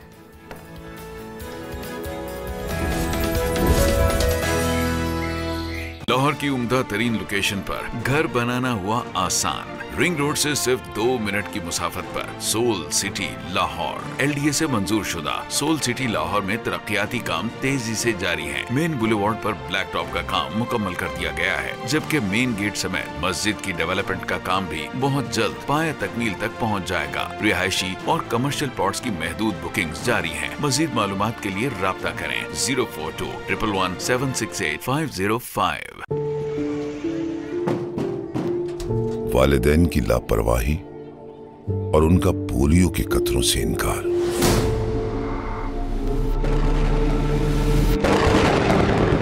बच्चे को गहरी खाई में धकेलने के बराबर है। Abdullah,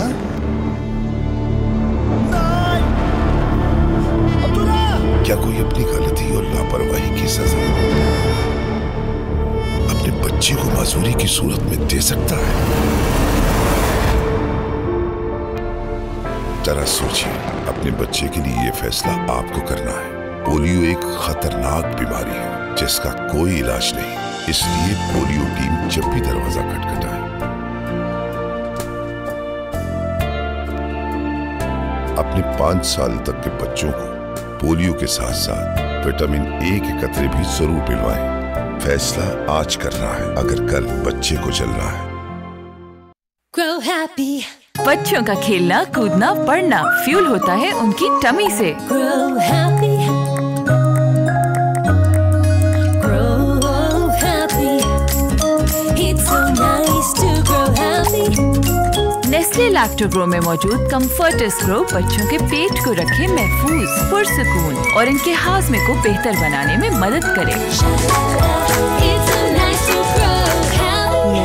good food, good life. कौमी इंसदादे पोलियो मुहिम का दूसरा मरहला पीर 2 अक्टूबर से शुरू होगा। वजारत सेहत के मुताबिक दूसरे मरहले में 2 से 8 अक्टूबर तक पोलियो मुहिम के तहत पंजाब, सिंध, बलूचिस्तान और खैबर पख्तूनख्वा समेत आज़ाद जम्मू कश्मीर और गिलगित बल्तिस्तान के मुख्तलिफ अजला में 5 साल तक की उम्र के 42 मिलियन से जायद बच्चों को पोलियो के कतरे पिलाने का हदफ रखा गया है। खुसूसी पोलियो मुहिम में बच्चों को उनके घरों, स्कूल्स और मदारिस में जाकर हिफाजती टीका शात लगाए जाएंगे। याद रखें कि पोलियो एक मूजी मरज है जिससे बचने का वाहिद हल पोलियो के हिफाजती टीके हैं। इसलिए वालिदैन तरबियत याफ्ता पोलियो वर्कर्स के साथ भरपूर ताउन करें और अपने बच्चों को पोलियो वैक्सीन के कतरे जरूर पिलाएं, क्योंकि फैसला आज करना है, अगर कल बच्चे को चलना है।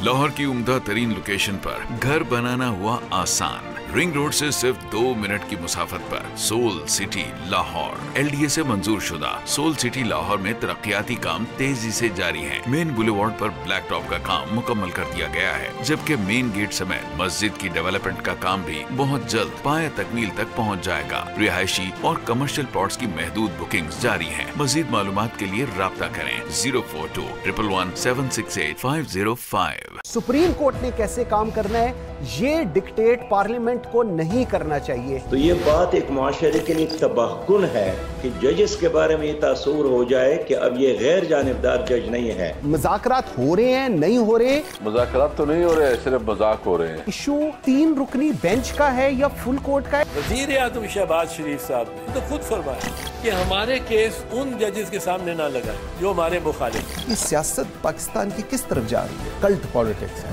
This is the real problem in this country. मुल्क का किस तरह दिवालिया इन्होंने निकाला, चलता हुआ एक मुल्क इनके हाथ में दिया। कौन होते हैं रेड लाइन लगाने वाले? देखिए प्रोग्राम पाकिस्तान टुडे आज रात 8:05 पर सिर्फ PNN पर। नाज़रीन, दुनिया भर में ये सिक्का इस वक्त राइजुल आम हो चुका है। ये बात तय हो चुकी है कि तालीमी इदारों में बच्चों के मोबाइल फ़ोन्स लाने पर मुकम्मल पाबंदी है। अभी हमने परसों ही जिक्र किया था कि इंग्लैंड ने मुकम्मल तौर पर जो वहाँ के एजुकेशन मिनिस्टर हैं तो उन्होंने ये कहा था कि बच्चों को अब हर सूरत मोबाइल फ़ोन नहीं देंगे, उनके घर लाने पर पाबंदी, उनके स्कूल में लेके आने पर पाबंदी होगी। तो बाकी स्कैंडिनेवियन कंट्रीज़ हैं वहाँ पर भी हम यही प्रैक्टिस देखते हैं। लेकिन पाकिस्तान में मसला ये है, स्कूल्स में तो फिर भी पाबंदी है, मना किया जाता है, लेकिन स्कूल से ज़्यादा घरों में बच्चों के हाथ में गैजेट्स होते हैं, फिर वो नॉन फिल्टर्ड होते हैं। कैसा कंटेंट सामने आ रहा है, कितना उनकी हेल्थ, मेंटल हेल्थ के लिए डैमेजिंग है। तो ये सारी चीज़ें हैं जो बच्चों की तालीम पर और उनकी जहनी सेहत पर बहुत ज़्यादा असरअंदाज हो रही है। एब्सोल्युटली। और अच्छा, इस पे काम करने के लिए हमारी गवर्नमेंट को बड़ा एक्टिवली इस पर काम करना होगा, क्योंकि बच्चों को मोबाइल फ़ोन स्कूल में आपने बोला है कि अलाउ नहीं है, लेकिन स्कूल में मोबाइल फ़ोन होते हैं। आप ये देखिए, एक एलीट क्लास के जो स्कूल हैं आप उसमें देखें 6, 7, 8 स्टैंडर्ड के सरकारी स्कूल में देख लें, बच्चों के हाथ में सरकारी स्कूल में तो चले फिर टीचर के डर से थोड़ा छुपा के रख लेते हैं, अदरवाइज स्कूल स्टूडेंट्स, ये कॉलेज स्टूडेंट्स नहीं, स्कूल स्टूडेंट्स के पास होते हैं। और फिर घर आके वो एक दूसरे से तब भी फेस टाइम पर बात हो रही होती है, लेकिन स्कूल के अंदर भी वो एक दूसरे से टेक्सटिंग और मैसेजेस और सब कुछ चल रहे होते हैं। तो ये पाकिस्तान के अंदर ये जो एक कल्चर बढ़ता जा रहा है, और फिर स्पेशली जो नॉन फिल्टर और इस किस्म की चीज़ें हैं, ये बड़ी अलार्मिंग है। ये इसी पर बात करेंगे। लाइफ कोच, माहिर तालीम डॉक्टर जावेद इकबाल साहब हमारे साथ मौजूद हैं। News morning. जावेद इकबाल साहब, आप तो पेरेंटिंग पर हमेशा बात करते हैं, आप माशाल्लाह टीचर भी हैं।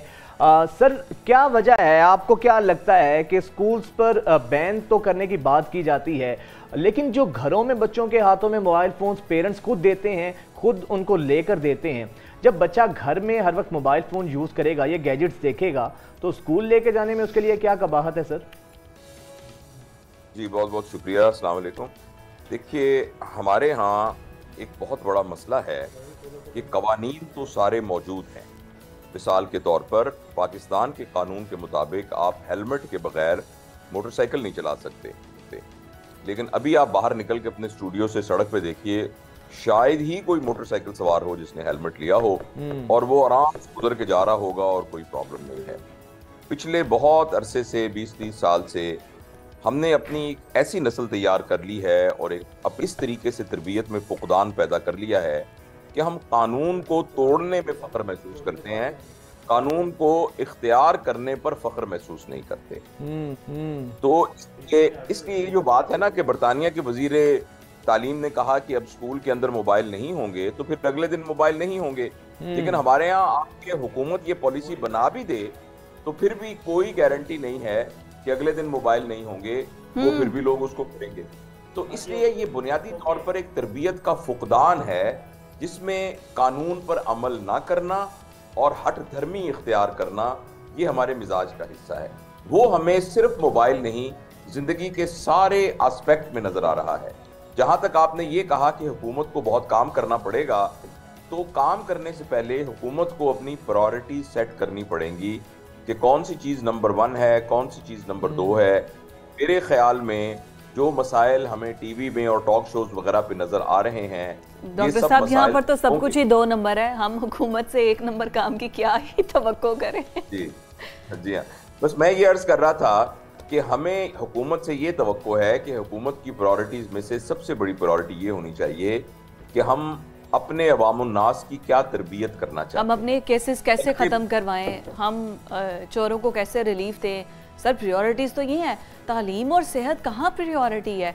किसी वज़ीर का बच्चा किसी सरकारी स्कूल में जाता है या किसी वज़ीर का बच्चा पाकिस्तान में पढ़ता हो तो उनकी प्रायोरिटी में होना। आप ये देखें, यहाँ तो ये है कि फिर कानून हरकत में आए। ये बिल्स ऐसे इस किस्म के पास करने होने चाहिए है कि जिसमें मेक श्योर किया जाए कि जो भी गवर्नमेंट ऑफिसर बैठा हुआ है उसके बच्चे प्राइवेट नहीं पढ़ सकते, उसके बच्चे गवर्नमेंट स्कूल्स में पढ़ेंगे।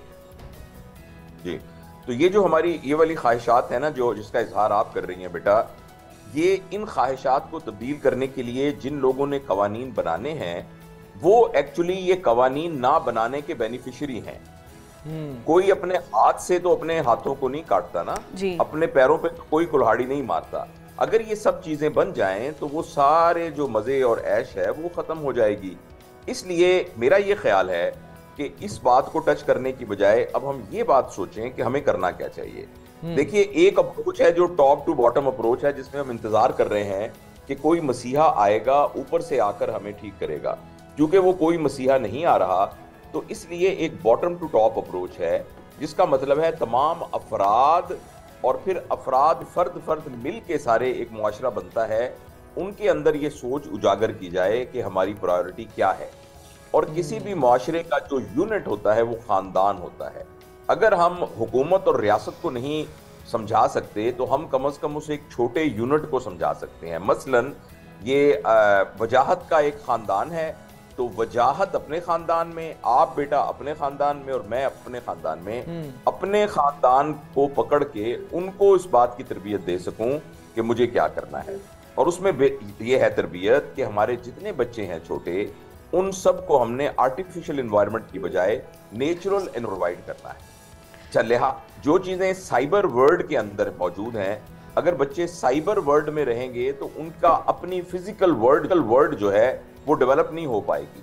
उनके रिश्ते नहीं होंगे, उनके लिंक्स होंगे, उनके फेसबुक के ऊपर 5000 दोस्त होंगे, मगर उनका एक जिगरी यार नहीं होगा जो कि एक जमाने में दुख सुख का साथी होता था।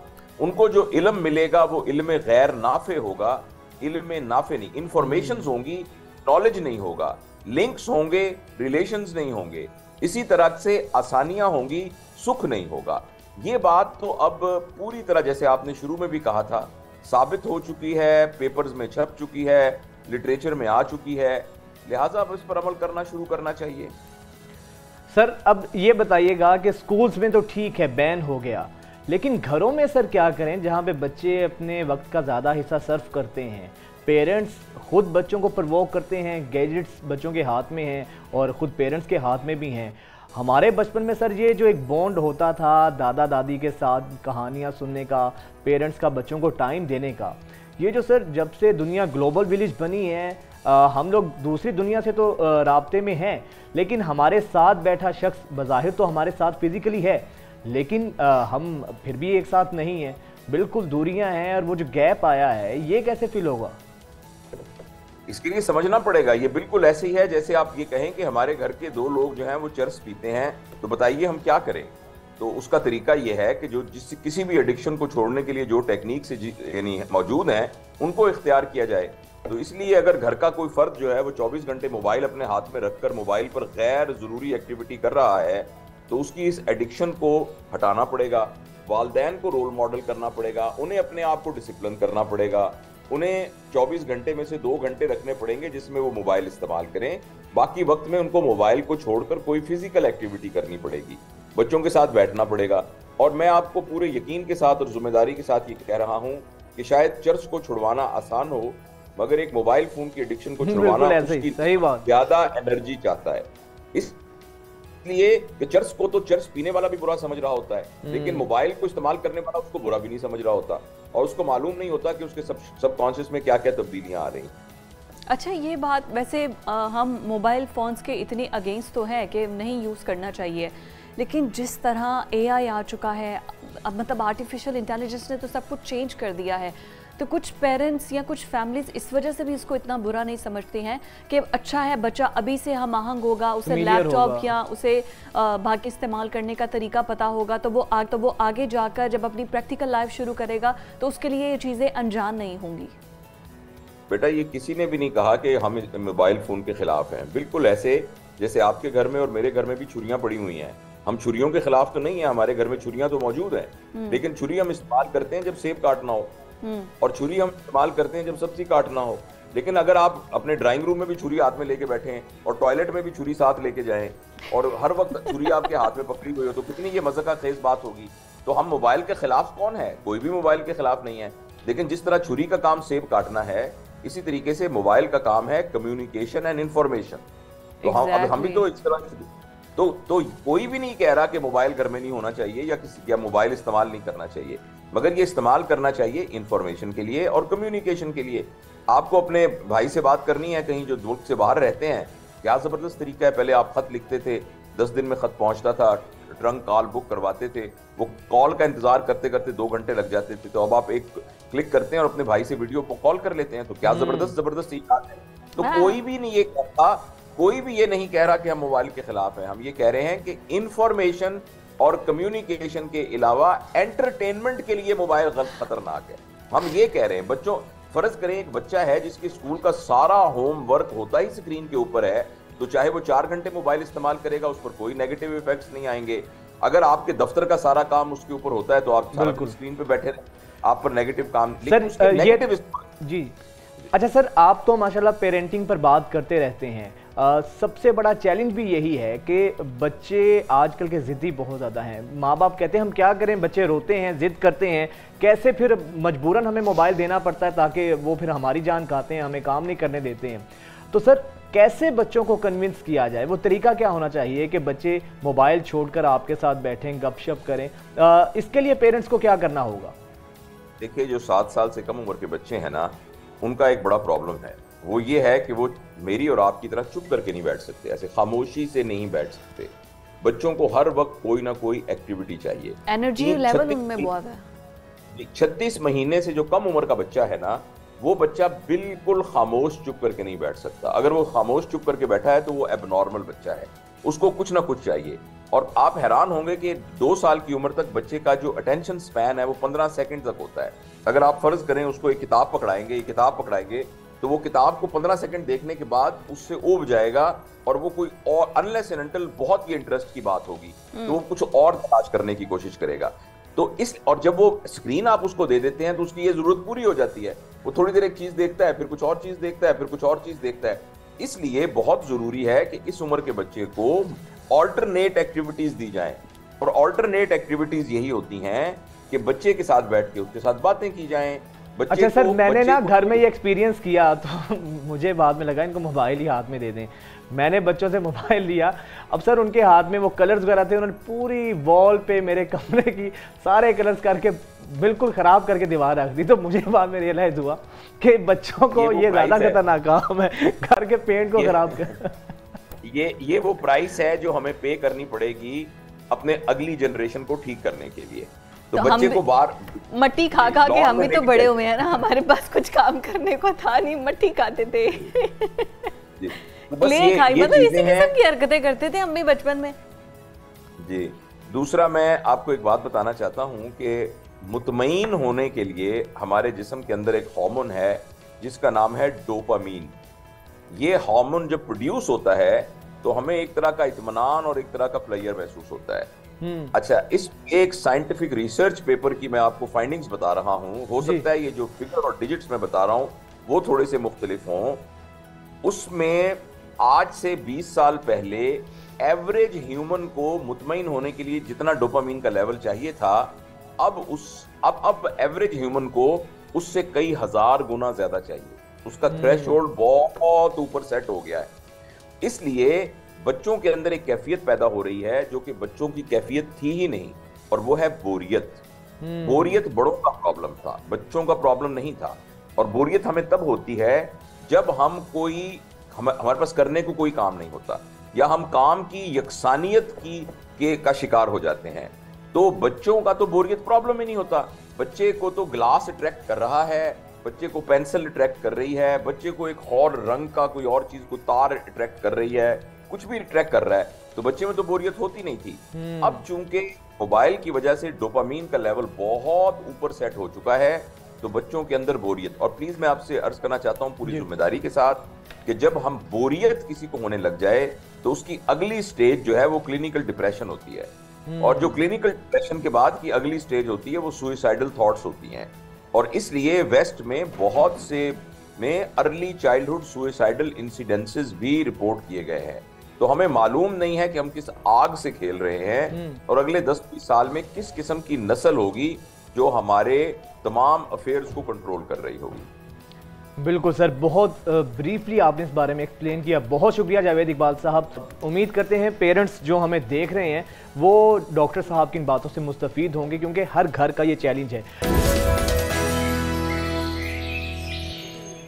जिस वक्त जो पाकिस्तान के हालात हैं उसमें हर कोई जो है वो बाहर तो जाना चाह रहा है, कुछ वेकेशंस के लिए जाना चाह रहा है, कुछ स्टूडेंट्स के लिए जाना चाह रहा है, स्टूडेंट वीज़ा पे जाना चाह रहा है। और बड़ी इंटरेस्टिंग एक फैक्टर जो अभी समझ आता है ना, डन बेस वीज़ा, कि आपको गारंटी के साथ डन बेस वीज़ा मिलेगा। यूरोपियन कंट्रीज़ में आप जाना चाह रही हैं, कनाडा में, अमेरिका में, जहाँ पर भी जाना चाह रही हैं। और इस बारे में बहुत सा इबाम भी है, बहुत से जो रियल कंसल्टेंट हैं, वीज़ा ऑफिसर्स हैं, वो भी मौजूद हैं। और फिर उसके बाद होता है कि बहुत से ऐसे लोग भी मौजूद होते हैं माफिया तो हमारे जो शुरू से दिहाड़ियाँ लगाने के लिए बैठे होते हैं। आपका काम हो या ना हो, बस उनको फीसेस मिलते रहे और उसके बाद आपका वीज़ा रिजेक्ट हो जाता है। तो ये बड़ा मसला होता है। ऐसी एक मेहमान आज हमारे साथ जो है वो प्रोग्राम में मौजूद हैं, जो कि आपके वीज़ा के हवाले से गाइड करेंगे कि कौन से ममालिक में इस वक्त क्या अपॉर्चुनिटीज़ हैं, किस तरह आप विजिट के लिए अप्लाई कर सकते हैं और क्या क्या कॉम्प्लिकेशंस आ सकती हैं। तो फ़ायज़ा कंवल जो कि वीज़ा कंसल्टेंट है हमारे साथ स्टूडियो में मौजूद है। अस्सलाम वालेकुम Faiza, welcome to news morning. मुझे ये बताइए कि अभी जो आप विज़िट वीज़ा को देखती हैं और जो लोग भी बाहर जाना चाह रहे हैं वो अगर आपके पास आते हैं तो कौन कौन से ऐसे ममालिक हैं जो पाकिस्तान के लिए ओपन डोर्स हैं, जो कि पाकिस्तानी वीज़ास को वेलकम करते हैं और वो विज़िट के लिए जा सकते हैं? बेसिकली ऐसा है कि जैसे आपने बात की है डन बेस के हवाले से, मैं इस पर आपको थोड़ा गाइड कर दूं कि हम लोग डील करते हैं विज़िट वीज़ास को।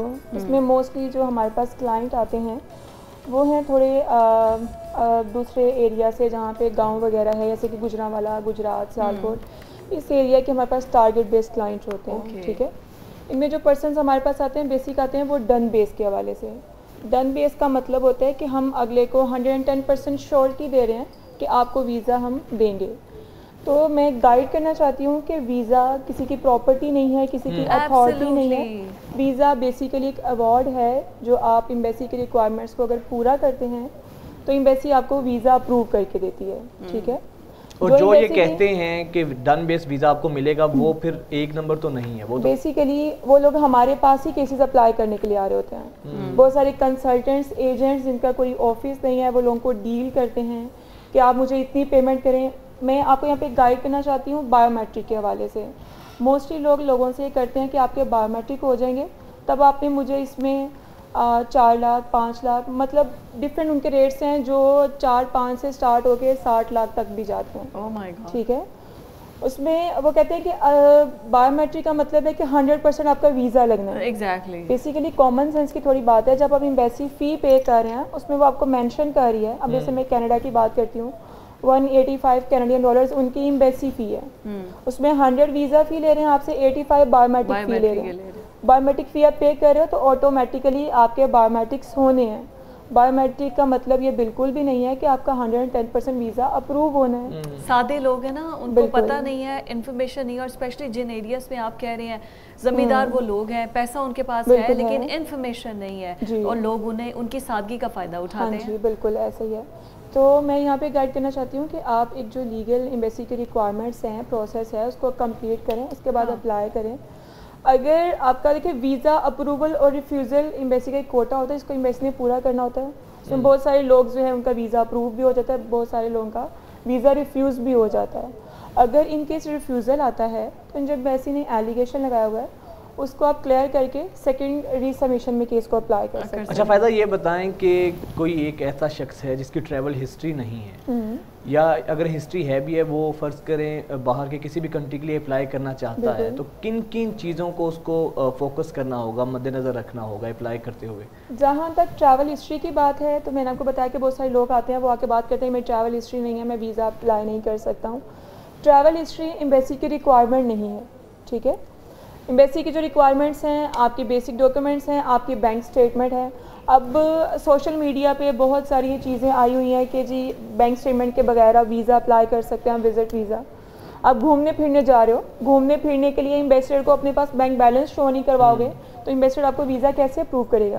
अब एम्बेसडर ने पासपोर्ट पे आपकी पिक्चर देख के या ID कार्ड पे आपकी पिक्चर देख के तो आपको वीज़ा नहीं देना है। उसके रिक्वायरमेंट्स को आप पूरा करोगे तो ही आप वीज़ा ले सकते हो ना उससे। तो जहाँ तक ट्रैवल हिस्ट्री की बात है, आप विज़िट करोगे तो आपकी ट्रैवल हिस्ट्री बनेगी। अभी रिसेंटली हमारा एक अप्रूवल आया है, आरिफ वाला का क्लाइंट है इब्रार सफदर, उसकी कोई ट्रैवल हिस्ट्री नहीं है, बिल्कुल उसका फ्रेश पासपोर्ट है और उसके जो हैं रिफ्यूज़ल्स हैं, कनाडा का रिफ्यूज़ल है, ऑस्ट्रेलिया का रिफ्यूज़ल है और 2 USA के रिफ्यूज़ल हैं। उसके बावजूद भी अभी उसका कनाडा का 5 साल का वीज़ा अप्रूव हो गया है। तो ट्रैवल हिस्ट्री एम्बेसी की रिक्वायरमेंट नहीं है, आपका एक बैक एंड क्लियर करती है कि आपका कहीं पे भी पर्पस जो है वो विजिट के हवाले से नहीं रहा, तो आपको एक प्लस पॉइंट देता है, लेकिन अगला वीज़ा लगने की बेस नहीं है वो। एग्जैक्टली ये बड़ा अच्छा है कि आपने हमारे जो व्यूवर्स हैं उन्हें क्लियर कर दिया है। अभी आप किन किन कंट्रीज़ को आप देख रही हैं, और बहुत से लोग जो हैं वो कनाडा को प्रेफर करते हैं, इंग्लैंड को प्रेफर करते हैं और अमेरिका को प्रेफर करते हैं। क्या तीनों की रिक्वायरमेंट सेम ही होती हैं विजिट के लिए? बेसिकली आपने तो यही दिखाना ना कि आप अपनी वहाँ पर विजिट अगर वेकेशन पर जा रहे हैं आप अफोर्ड कर सकते हैं, खुद को भी और अपनी फैमिली को भी। इसके अलावा क्या बेसिक रिक्वायरमेंट्स होती हैं? उसमें कोई एजुकेशन भी आता है, कुछ इस तरह से होती है? विजिट के लिए आपकी एजुकेशन मैटर नहीं करती है, उसमें जो अनपढ़ लोग हैं वो भी अप्लाई कर सकते हैं। आप घूमने फिरने के लिए जा रहे हो, आप वहाँ पे सेटल होने के लिए नहीं जा रहे हो, आपने वहाँ पे जॉब नहीं करनी है, बिजनेस नहीं करना है, घूमना फिरना, वो जिसके पास पैसा है वो रिक्वायरमेंट्स पूरी करे वो घूम फिर सकता है, ठीक है। और जैसे कि आपने बात की है कि इसमें हम किसको प्रेफर करेंगे, तो हर कंट्री का एक रिक्वायरमेंट सेम होती है। उसमें वीज़ाज़ की कैटेगरी है, किसी में आपको इंटरव्यू के लिए अपेयर होना पड़ता है, किसी के लिए आपकी फिजिकल अपेयरेंस है, किसी के लिए आप ऑनलाइन अपना प्रोसेस स्टार्ट कर सकते हैं। और अमेरिका में ये होता है कि आपको खुद जाके फिजिकली अपेयर होना पड़ता है। जी बिल्कुल, और अगर किसी को आपको कंडक्ट करना पड़ता है। जिनको इंग्लिश नहीं आती है और वो सादे से लोग हैं लेकिन बाहर अमेरिका देखना चाहते हैं, न्यूयॉर्क देखना चाहते हैं, तो क्या उनके इसमें कुछ होता है कि अगर इंग्लिश नहीं आती तो वो रिजेक्ट हो सकते हैं? हम पाकिस्तान में रह रहे हैं, यहाँ पे हमारे पास बहुत सारे लोग जो है वो पंजाबी एक्सेंट में हैं, बहुत सारे उर्दू में हैं, बहुत सारे जो है वो बिजनेसमैन हैं, अदर कैटेगरी के लोग वो इंग्लिश में हैं, तो उनके पास ट्रांसलेटर्स होते हैं। आपका अगर पर्पज़ है विजिट के लिए, आप उनको जाके वहाँ पे क्लियर कर सकते हैं। आपकी जो भी लैंग्वेज है इसका कोई प्रॉब्लम नहीं है, वहाँ पे उनके पास ट्रांसलेटर्स होते हैं। आप ये अच्छी चीज है जो आपने क्लियर की, ट्रांसलेटर्स होते हैं। बहुत शुक्रिया फायजा, बहुत शुक्रिया आपका। उम्मीद कंसल्टेंट खुद भी उर्दू बोल रहे होते हैं, वो जो आपका इंटरव्यू कंडक्ट कर रहा होता है। सो मच, आई थिंक बहुत सी चीज़ें क्लियर हो गई हैं हमारे ऑडियंस को कि क्या क्या वीज़ा के अंदर मसले मसाइल पैदा हो सकते हैं। प्रोग्राम इजाज़त दीजिए, अगले हफ्ते मुलाकात होगी आपसे। अल्लाह हाफ़िज़। अल्लाह हाफ़िज़।